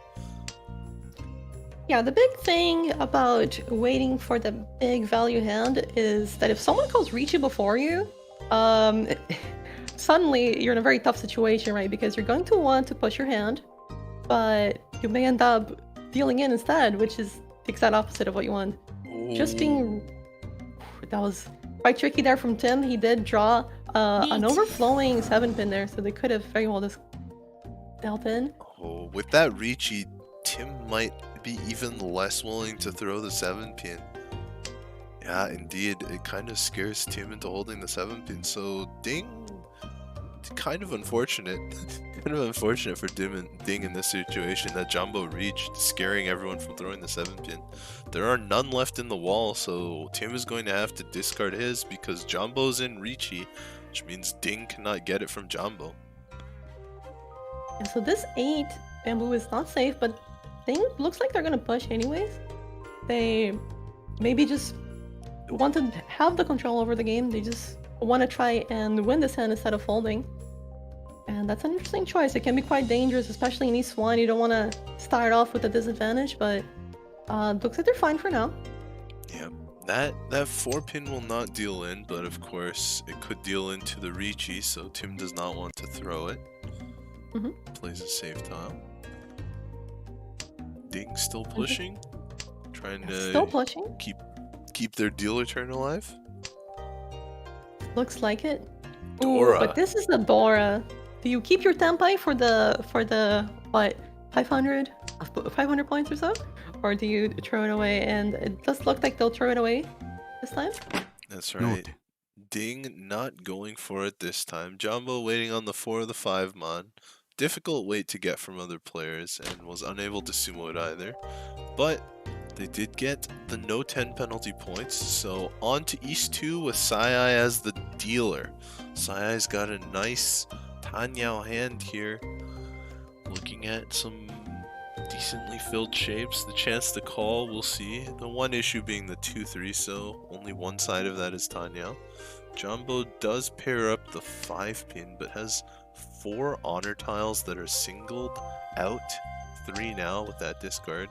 Across the table, Tim has a triplet in 2 pairs. That could be interesting. Also a Dora connected 1-2 pin there. And on the left, Dingmate is not doing too badly, but not doing too well either. Might be able to do a 7-8-9 mixed triple sequence. So we'll see. Oh, Saya has got a lot of options here. This hand is pretty flexible. Looks like they're probably still only 2 away. But yeah, they're only 2 away, but they have a lot of tiles they can draw. Their shapes allow for a variety of tiles to be drawn and to help progress the hand. While, for example, if you have, in the case of Tim's hand, when you have the 1-2, it's pretty much only the 3 that can help you. I guess you could get the Dora as well. That would be very nice. Yep, Doras are always nice. Well, I shouldn't say that. Sometimes when they're alone, like how Dingmate drew it in the last hand right at the very end, they're not nice. And right before Dingmate gets their second north, Tim has discarded his north, which means Dingmate could not call it. But Sayai does have one for Dingmate to call later. This hand is 1 away. Can for Sayai, right? They can draw the 1, 4, 8, and 6. So those are all a lot of options. But we'll have to see if it's fast enough. Dingmate has called already, and they're looking to call again and try to get that win faster than anybody else. That's right. Dingmate is also 1 away now. Jumbo on the right has what could become a really big hand. It's almost twice pure double sequence. Almost, but not quite there. Ooh. Okay, for a second there, I thought this was a Dora because it was 2, and it was 2 of Bamboo last turn. Right, yeah, that was I thought it the was previous round's Dora. a previous round. So, And Dingmate in Tempai. yeah, Jumbo also very close, and also a pretty valuable hand with the potential for pure double sequence and Pingfu as well. That's right. Just a little bit of hope. Is there any way Jumbo gets twice pure double sequence out of this? Maybe if they get the 5-mon first, but all the 5-mon are here in Sayai's hand, so that's not Yeah. gonna happen. And that would be a bit tricky. Tim fans in the chat, very happy right now. His hand is progressing very well. Yeah, Tim just got a nice shape improvement there to wait on the Dora, the 2-pin and the 5-pin. Oh, but that's the deal-in. Jumbo giving up the 7-mon to Dingmate. Very hard to read the weight on this hand. It's not worth much, though. Yeah, I feel like it almost always comes like that. If you have a hand that's hard to read, that slips under the radar, it's usually because it's not worth a lot of points. That's right. Unless you have 3 hidden Dora in it. That's what gets you. Yeah, that's when it's tricky, right? Sometimes you get those unblockable pure full flushes in the first row, and someone just runs you, and Yeah. We've all seen the the Mahjong Soul series. yeah, exactly. Oh man, some of those moments I would not want to happen to me, but I'm glad they're there for posterity because they're really funny to look at. Yeah. So Sayai with 5 pairs here, or is this no? It's the 5th. Sayai 1 away from Tempai. Jumbo here in the dealer spot, getting a little bit of improvement, but still quite slow. Tim finds an improvement tile, finishes a shape. Tim 2 away from Tempai now. And And usually these 7 pairs down don't come together this fast, but when you have it 5 pairs in row 1, right? There's a pretty decent chance that you actually get to complete it. That's right, and Dingmate across the table looks to be 2 away, but Sai finds that 7 pairs Tempai, the 9-mon wait, setting the trap on the Suji 6-mon, the 6-7. If someone has a 7-8-mon in hand, they can't be waiting on 6 and 9-mon, and that kind of open-ended wait's the most common. So it's trap set here for Sai, but with those strange discards up to the Reachy, people might be a little more wary. Let's see, yeah, Dingmate even willing to throw the Dora because it's a safe tile over the 9-mon. Even though in a lot of cases that 9-mon is pretty safe. I wonder if they can actually sniff this out, because 7 pairs is usually one of those really hard hands to read. Yeah, that's why it always gets you. And this one is actually not worth that much. It's only 3,200. It'll be 6,400 on a sumo. That's when it really gets valuable. But in addition, if 2 Uradora are hit, because Chitoitsu is made only of pairs, Uradora always come 2 at a time. No dice Yeah, that's this one time, of the though. benefits. But yeah, looks like there's no critical hit, no Uradora here. 3,200 points, but that's still pretty decent. Consider the 330 hands that people usually go for, right? Tanya, Eldora too. 7 pairs having the flexibility of one being harder to read, so it's easier to get that wrong, right? That's right. And you also have the flexibility of defense. So I'm just saying I'm a big proponent of 7 pairs, like Tsuchida. Yeah, and this game has been so close that just those 3,200 points have flipped the standings completely on their head. Sai-Ai's in first, Dingmate is in last because of that hand. But we still have more than half the game to go. It's only in East 4, and after that we have South 1, 2, 3, and 4. So it's by no means over yet. But this is game 2 of top 8. This is the last game of the night. And we will see who gets eliminated and who stays in after this. Right, and right now we might be able to see one of the first few really exciting hands, as Sai-Ai has a pair of Dora Dragons in their hand. So if left unchecked, or if maybe someone slips up, maybe Dingmate gets a bit desperate to finish their hand and drops that red Dora. We could be looking at a Mangan from Sai-Ai, and that could be quite polarizing. Yeah, so there's still one left in the wall as well. Gifts could come from 2 places for Sai-Ai here, either the wall or Dingmate's hand. Tim is moving along, does choose to hold a safe tile over the chance to get a 7-so. Sai-Ai draws that 7-so and is actually pretty happy with it themselves. They might be able to use the red dragons as pair in this case. That would be nice, because then you don't even have to open your hand. Could do lots of interesting things with that. Another pair for Sai-Ai here, although the shapes are really good. I'm not sure. Oh, but yeah, they do cut the 8, probably looking to cut the 8-9-so, so not going for 7 pairs this time. Guess there's a time and a place for every Yaku. I don't believe that. Sorry. The 7-pair maniac. I gotta stay true to my title. I think Tim might be looking at a Pinfu here. Maybe. Mixed triple sequence is a possibility as well. For Tim? Yeah, on the 3-4-5. Let's see Yeah, if that he would goes be- for it here. Nah, he's gonna. I don't he's think gonna play so, it because efficiently. because now you have the potential to draw the 4, and then you have a very nice 3-sided Pinfule. You have the, in Japanese, it's called the Sanmencha. That's right. It's Where you nice can win one. on the 1, the 4, or the 7. One of the widest weights in all of Mahjong. I think they're definitely wider ones, but that's the most common, and it's definitely one of the most useful as well, because specifically because you can win Pinfu with it. Interesting draw here for Tim. a lot of ways to go to 1 away from Tempai here. Let's see which one he chooses. Cuts the 3-pin, okay. Because the 3-pin does have that overlap. The 2-3-pin overlaps with the 5-6-pin. They both wait for 4-pin. And so Tim trying to keep a Pinfu hand going. It could also make look kinda. It could just be kind of sneaky to end up in a 1 and 4 weight after having discarded the 5s.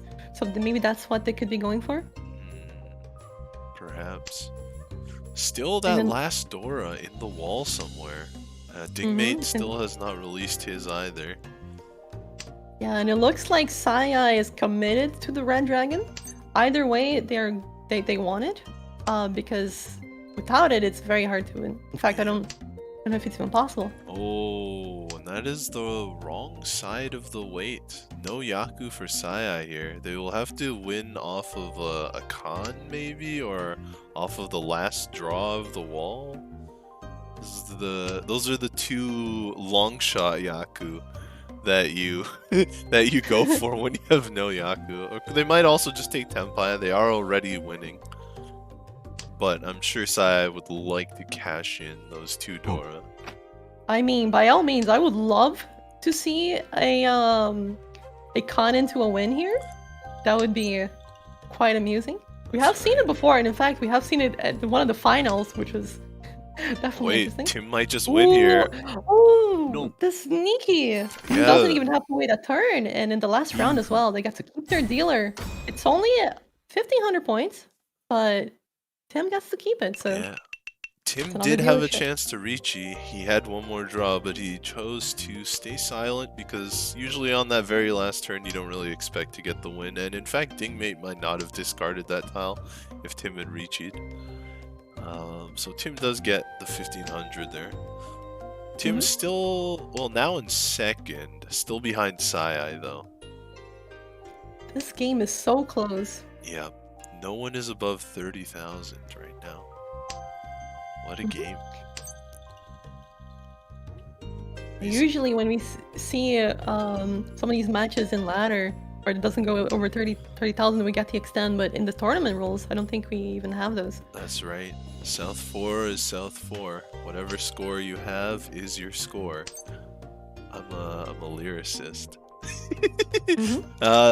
So the hands right now, they didn't look good at the start. There wasn't much to talk about, but they're getting better. Jumbo on the left has 2 different value honors here, 2 different Yakuhai, the East and the White Dragon as pairs. Tim in the dealer slot might be convinced to give up the East on his quest for 1, 2, 3 mixed triple sequences. On the right, Dingmate's still in a bit of trouble, but might be able to fashion together a Ricci only hand or something. And Sai has a lot of good shapes, but maybe Pinfu with that kind of a draw. We'll see. But Sai also has an East tile to give to Jumbo, and so I think Jumbo will be getting that East at some point. Yeah, I do believe that between both of those players, we will see at least one of them dropping it. But Sai is not going to be that one yet. Ooh, okay, I think maybe now? Yes, now we see it. Releases it. And I think, yeah, okay, it is the play that makes the most sense. It is the greediest, but it is also, I think, just simply the best to go for the half flush. Yeah, Tim has a ton of options here. You got the Red Dragon, but one is out already. Yeah, okay, so he doesn't go for that one. There's also the Dora in the middle, and there's the mixed triple sitting in the 1, 2, 3 section there. There's still the White Dragon, there's still the North and the Green to be found. There... Ooh, fills the mixed triple. Reach. Goes for the big money. Tim on the Ricci here. Yeah, so there was a possibility of just keeping it silent. Just going for that... When it's closed, the mixed triple sequence is worth 2 points. 2 Han, so with the Dora, that would have been... What, 340, so that would have been quite valuable. But... That's right. They decide to go for the big money. They need those points. They wanna come out on top. They wanna go top 4. Manga and potentially Haneman with either 2 Uradora or Sumo and an Uradora. So currently sitting on 4 Han with the Ricci mixed triples, 1 Dora, and looking for 2 more to get that extra 6,000 points as dealer. Everything's worth more when you're the dealer. Mm-hmm.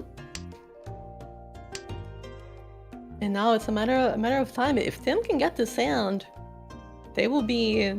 Oh. They will have come a long way. If Ding pushes here, I think the 7 comes out. Okay, Ding doesn't push quite yet.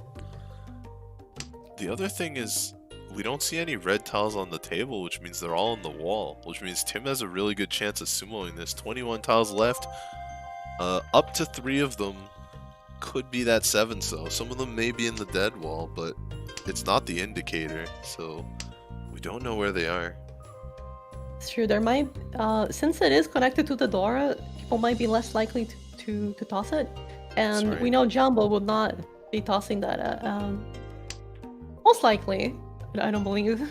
Yeah, it would help Jumbo get Tempai. Jumbo would actually beat Tempai if they get the 7, so still 3 of them left in the wall. We haven't seen any drawn yet. Where could they be? Jumbo finds a white dragon, still not Tempai. I don't think they would have been Tempai if they kept the 8. That's right, plays the they would have been at safest least a white. tile. We continue on here. Dingmate also playing safe. This is such a tense match. It could all turn around in a blink of an eye. There's still 3 of them in the wall. Only 9 tiles left. Still 3 in the wall. Where are they? Where are they? Where are they? Are they in the dead wall? Could it be? Still 3 in the wall. We're about to be 5 tiles left with 3 7 so in the Is wall it? somewhere. Okay, we still have 1 more draw. This could actually be under the sea. That's right, For the Tim. very last tile. 2 tiles left. 3 7s. There's one of Tempai? them, but Are they Jumbo back to gets back? it. Could it be? No. Not quite. The The hardest. Dora, drawing the Dora. That is that's got to be sad for Tim. Yeah, the most tragic thing is that he drew the Dora twice.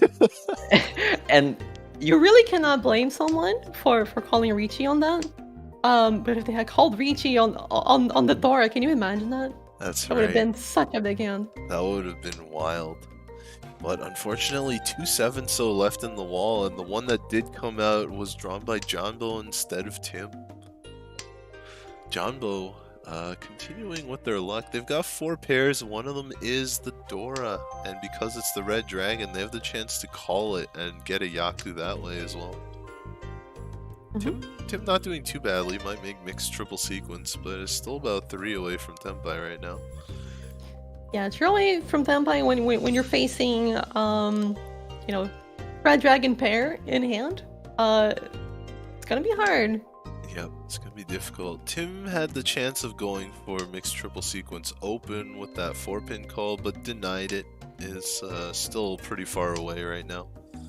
Ooh, we're seeing a lot of bamboo tiles here for Jambo. This could end up being a very big hand, actually. That's true. Only Even with potential 3. for pure double sequence, in Yeah. fact. Okay, But that's an Dingmate interesting does have a decision. lot of the other bamboo tiles. That's right. Looking at Dingmate's hand, it looks to be 1 away from Tempai right now. That's right. We'll see who gets it first.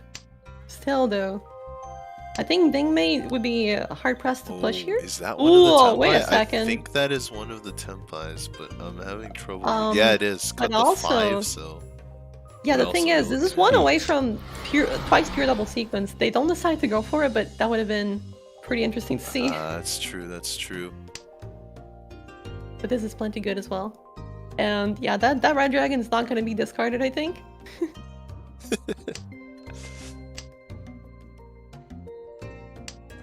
So yeah, now there is a wait for the 4 specifically, No. and Jumbo discards it. They had a very valuable hand. As we said Snaps before, up. big. One of the things that can push into a Ricci is an even bigger hand. That's and- right. The 330 comes out from Dingmate, and now they're actually in a pretty good spot to come back. Yeah, game is still extremely close. Nobody above 30,000. Oh boy. This is gonna be a close one. Put on your seatbelts. I'm strapped in. So we got Dingmate here in the dealer spot. Got one full meld and a couple pairs. Can't really call that because it is not their Yaku this round. Sai on the right has a completed meld and a Dora connected to a partially complete meld, so that's interesting. Across the table, you got a completed meld for Jumbo, but the other shapes do not look very good. And on the left, Tim also has a completed meld with one good shape and one pair, but a lot of honor tiles. So it looks like Dingmate has the fastest hand so far. Let's see what happens. Looks like for now they are not drawing one of their two-sided weights, right? The bamboos and the character tiles. But we'll see. They still have a lot of potential, and they do find another two-sided weight here. That's big. It is pretty big. The pink possibility is always nice. You can get some nice reaches with that, but Sai could be threatening here with his mixed triple sequence and Dora. We'll have to see.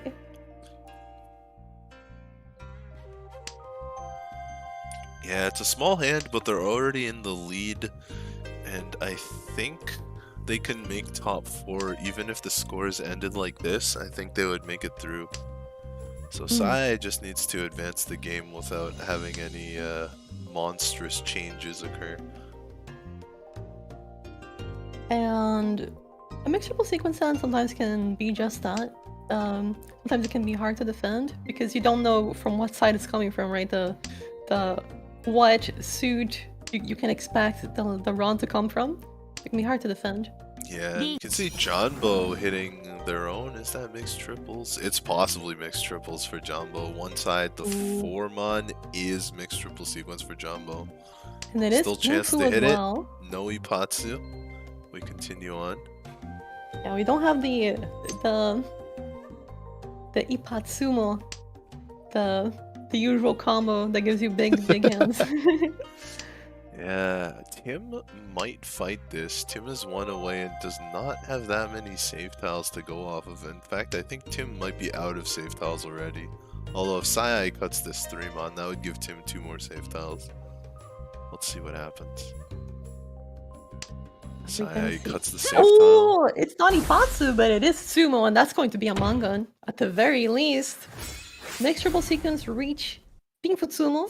So we have Ura, and we don't. Almost. But we do have Sanshoku. So we do get the 2-han there, and we do have Kazuha slicing that tile into pieces. So we're gonna need a new set for South too. Hold on. Yeah, can you get the replacement? The replacement 4-mon.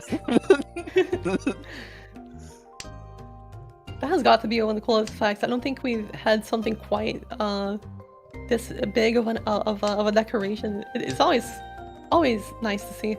Yeah, it's pretty cool. Unfortunately, Sai hand not looking quite as cool here, but does have a Dora, and 2 of them are still on the wall, so that is a ray of hope. A shining, glistening ray of hope for Sai there. Jumbo on the right has collected a number of pairs. 3 of them, not too many. We'll see Jumbo.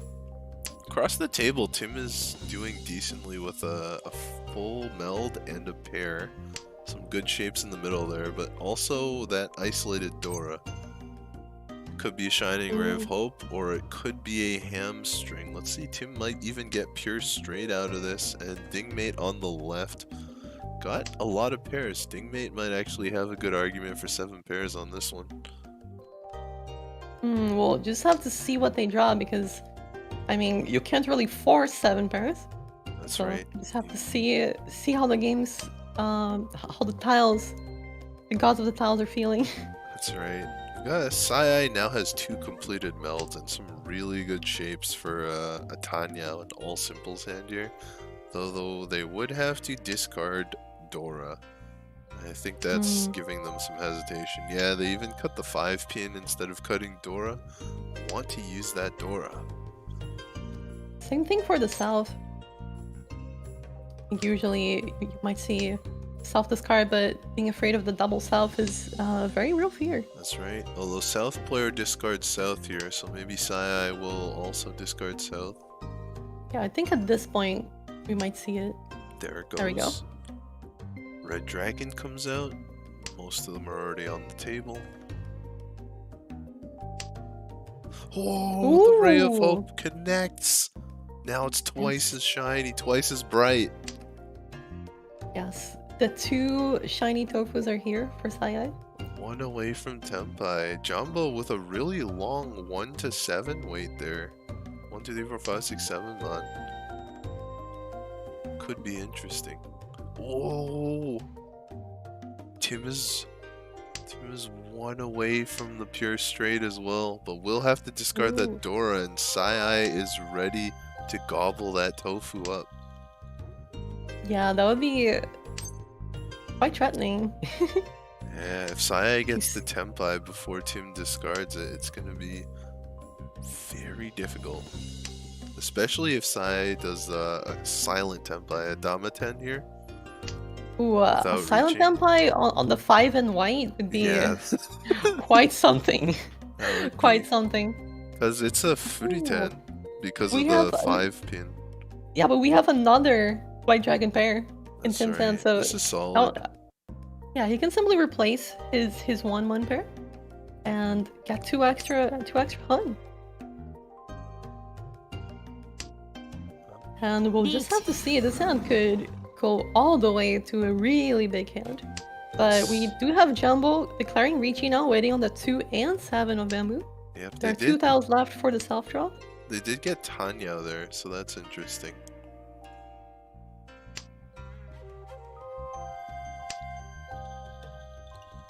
Ooh.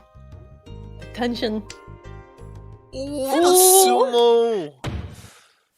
Jumbo extending their lead. Let's see how many Ura show up. 1 Ura, so that's not bad at all. ドラ Ooh, yeah, with that Ura gets a lot more points. That's right. All Yeah. the way up to 7,900. A huge Uradora there for Jumbo in this game. Mm-hmm. And now they have another quick hand here with a pair of Souths in hand. And when your hand is Richie only and you get 1 Ura, that's less exciting. But when you have 3 already and you almost get that Mangan, it makes such a huge difference. Yeah, that 4th Han is so big. Always look for your 4th Han when you're playing. That is the clutch. It's worth usually the most points of any Han that you get is your 4th one. Comparatively, the 4th to 5th Han is only worth 300 points most of the time. Yeah. There's some situations where you have 20 or 25 Fu where it can be worth a bit more, but usually the 5th Han is not that valuable. So we'll see here, Jumbo now in a very good position. And wow, with that draw, I was gonna say probably gonna open up the sand, but actually, can simply Hyper reaching it. speed, Jumbo hyper speed. They are waiting on the Dora indicator, which means 1 is already gone, but there's still 3 left in the wall, so this is quite good for Jumbo. Probably best case scenario, really. It's not like this hand is small either. This could be Mangan. yeah, and when you have this many draws, you have quite a lot of time to end up drawing it. And when it's final game going into top 4, you do not want to be dealing into a hand like this from the dealer. All Yeah. people. Speaking of that, Tim looks like he might end up on the same weight as Jumbo, waiting for that 7 man. Tim is 1 away from Tenpai. But if he doesn't get the 7 man, he's gonna end up waiting for it. And you might get head bumped by Jumbo here because Jumbo is right in front of him. So any Roan is gonna be stolen by Jumbo, which would be quite Ooh, unfortunate. wait a second. We have a potential here. Yeah. This is quite a potential, actually. So dangerous to throw Dora against the dealer and the 6-pin, but this could be a 4 concealed triplets Yakuman for Tim. Doesn't go for it, goes for the 7 pairs maneuver instead. Yeah, I think that is much more logical. But I can't help but call it out when there's a possibility, right? Can you imagine? Right. Tim does have a dealer turn after this, so even if he doesn't get enough points quite to qualify, he still has the South 4 dealer to try and get the rest.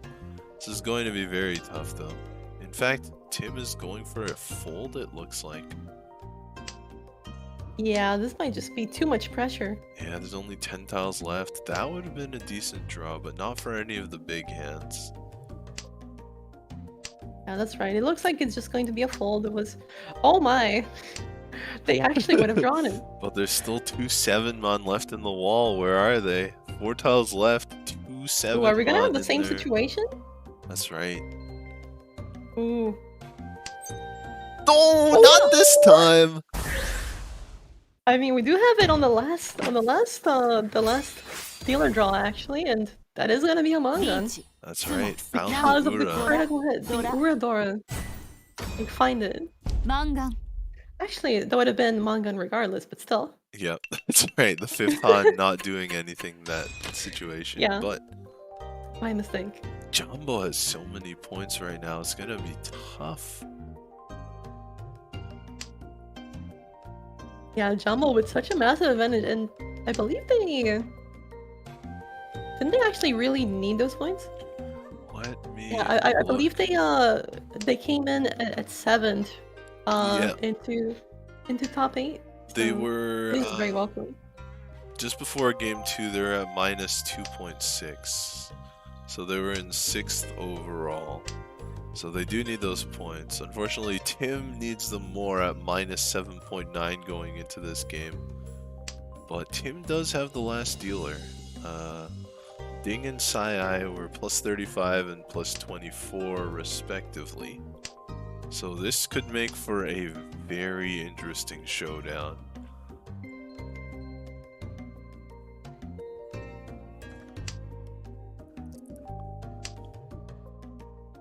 Be interesting to see here if Jumbo can make a repeat of what he did last time. Yeah, And- here comes a pawn. And we'll see if they can get the double Yakuai. They do have a door as well. This could be another pretty valuable hand at 330? 340 maybe. Yeah, it could either be 330 or 40, depending on whether Jumbo can draw the South himself or not. Mhm. It looks like they might get it from Tim here. Not yet, anyway. Maybe Tim is looking for the double South himself for the points. Ooh, con opportunity. Ooh. Not yet. Yeah, I don't know about that one. When you're feeling yourself in this position, I don't know if you con that and give the That's others a true. chance. It looks like it's going to be discarded. So that means Jumbo is not going to get the 40 fu. Cons do add a lot of fu to your hand, but too scared of creating more Dora for the other players.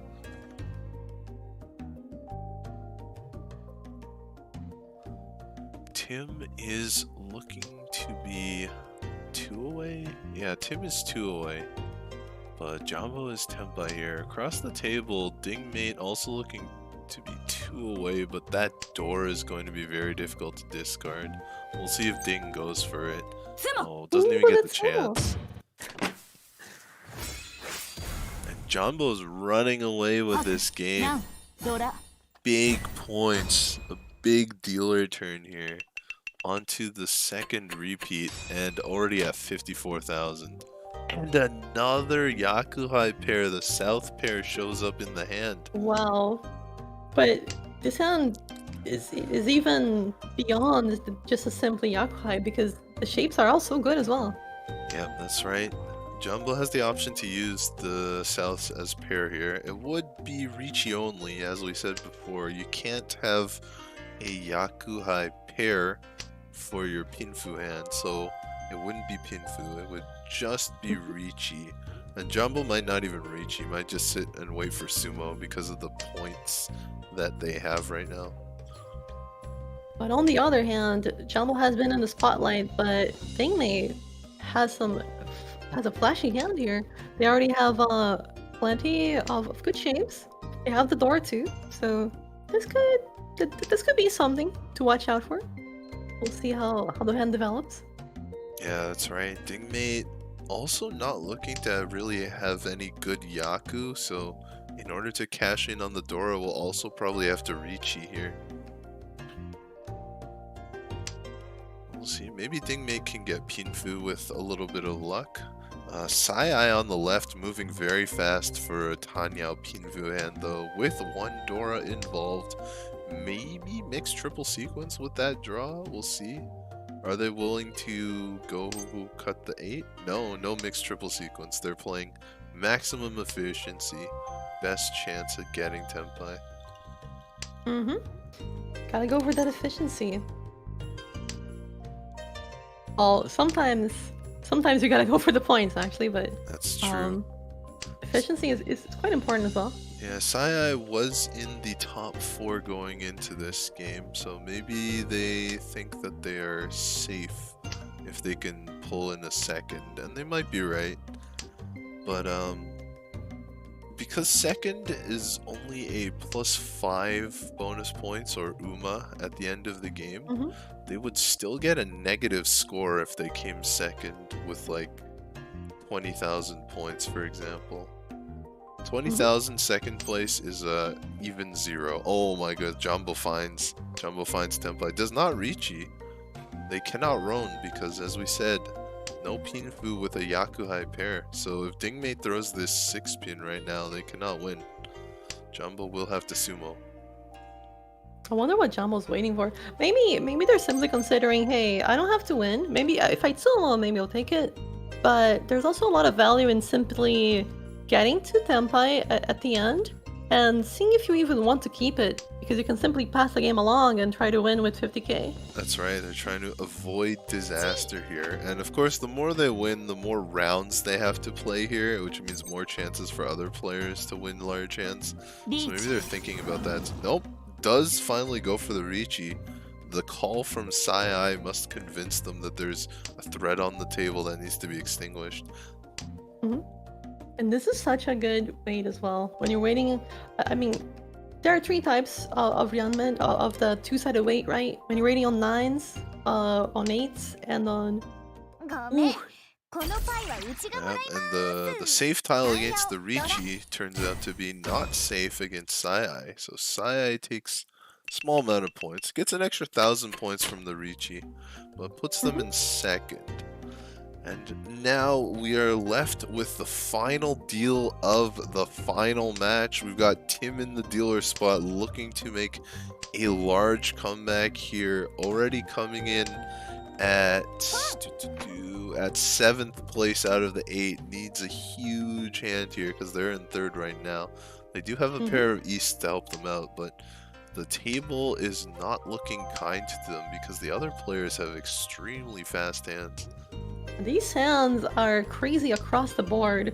Tim could find a savior in the pure straight here. That would be some decent points as dealer. But they would have to find it very fast because the other players are not playing around. That's right. Jumbo has 2 different Yakuhai pairs that they could turn into triples to end the hand, and that is probably going to be one of them. Yep. Jumbo quickly rushing to end this game. Oh, Tim draws 1 away. Tim 1 away. Tim 1 away for the pure straight. This could be beginning of something. That's beginning right. of a comeback. It's a solid draw for Jumbo there, though. Not quite Tenpai, but it allows them to now call the south and get into Tenpai. Tim improves his shape a little bit. Dingmei gets closer to Tenpai as well. Sai also gets closer to Tenpai here, yes, and that gives Jumbo Tenpai. So Jumbo first to Tenpai. Tim makes Tenpai. Big hand for Tim here. A big hand. If he can get the 4, this would be pretty big. That's right. No Pinfu because the East is Tim's win, so the East is Tim's Yakuhai. Problem here's a 4. Problem is it's the Dora. Dingmate's not going to want to discard it. There's 2 of them left in the wall. There's still 2 7-mon as well. Wouldn't be worth nearly as much, but still an option. Just have to wait and see. This is looking pretty dire, but there could. I mean, we have seen so much. Oh no, Ooh, Jumbo finds that inside 2 pin. Wait. now.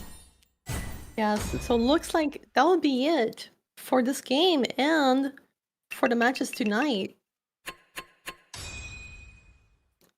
Looks like Tim sadly will not get a chance to make a comeback for the points. They do still get to have third, but I'm pretty sure will not be enough. That's right. Jumbo taking all the points this game. 56,700. Sai, that negative second place just because Jumbo took so many points, still has to pay out 2.4 points there. And then Tim with minus 15.8 and Dingmate rounding it out with minus 28.5. A strong showing from Jumbo here, getting a huge dealer turn in the south round to finish it out.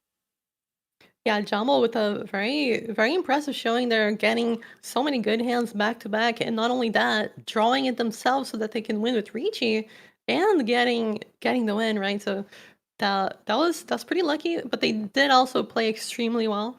Gotta give props to everyone who has made it this far and who has played here tonight for us. That's right. The other table is also finished, so let's check out the scores of game 2. Here we are. We have the game we watched, Jumbo, the only positive player in that game. But for table 2, which we did not get the chance to look at, Grabber came in first, 23.7. Snake MR in second, 13.4. Perry in third with minus 11. And Jaffa rounding it out with minus 26.1. Yeah, so impressive showing from Jumbo. The Grabber and Snake MR have performed quite well in this tournament, but we'll have to see if that was enough. All right, let's see. Our scores are here overall, and combining all the scores, this is their overall score. The Grabber will be moving on with 55.55. That's a lot of fives. Yeah, 55.55. All right, Jumbo coming in second here with 44.1. Nasai was correct in that second place would get them through, 21.55. And Perry with 0.5, half a point. Perry just edges out Dingmate. Dingmate just needed 1,000 points more, but Perry will be our 4th competitor in the top 8. What a close match there. Wow, that's the difference of a single Richie stick. Exactly. Making the difference there between qualifying or not. Alright, and as we promised, if you missed the gift code the first time, here's your chance to get it again. I want to thank you all for watching tonight, and if you caught the finals or you were here earlier in the stream and you just came back and missed the gift code, here is the gift code once again. You can claim the gift inside the Mahjong Soul browser client. You click that little gear for settings, click the others tab, and then click gift code and type in this gift code. Once again, it is X13CP9F3KZR9. It expires very soon, in about 1 day, so make sure to type it in and collect your prize. That's right. You can claim the gift in the settings, going to the gears, and in the other section there will be a gift code section where you can enter this. Yep. And there's also a pinned message in the chat with the gift code for today's stream, so you can find it there as well until the stream ends, I believe. And you'll be able to activate that until midnight of tomorrow, UTC -7, correct? That's right. You got about 1 day, so make sure to get that in. You can do it right now. You can do it right after the stream ends. Because our games for today have ended. So these are the scores going into tomorrow. The scores are halved. We've got very, very long decimal places because they've been halved twice already. They're halved in between 16 and 8, and now they're halved between 8 and 4. Vigrabber going in with almost 28. Jumbo going in with about 22. Sai going in at about 11, and Yeah. Perry going in with 3.5. Oh, also, yeah, correction. Midnight, maybe in about an hour, actually. So you probably want to get it in right now. Sorry, you may not have 1 day. I misspoke. I always get the midnight thing tripped up. I always think it's like the last minute of the day, but you got about an hour. You got about an hour to get that code in, so get it in, baby. Alright, yeah, it is confirmed. Apologies for that. You have about 1 hour to input it in. Tell your friends and get that in. Get a nice treat for being here with us. Sticking true and watching the matches. That's right. And we've got all of our players here with their favorite characters. We've got that Natsuki the bartender for Vigrabber. We've got the new Kazuha for Janbo. We've got Hina, I believe, for Sai. And I think so. there she is, rolling in for Perry. That is Reina. Reina, that's right. Okay. Well, it looks like the excitement has died down for today.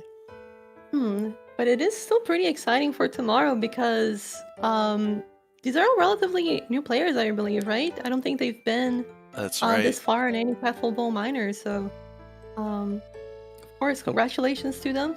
Good luck tomorrow, and of course, congratulations to all the people who have even made it this far. Everyone played really well. Yep. Thank you to all the participants, to all the staff, and all the viewers. But we do still have 1 game to go. So, if you would like to be updated on all the news, not just for the tournament, but for all things Mahjong Soul related, we'll have the links to Twitter at MahjongSoul_EN, Facebook at MahjongSoulEN, and Discord, discord.gg/MahjongSoul. So from us here at Yostar and ReachMahjongofNewYork, thank you for watching, and we will see you tomorrow. Bye bye. Bye bye, everyone. Thank you for watching.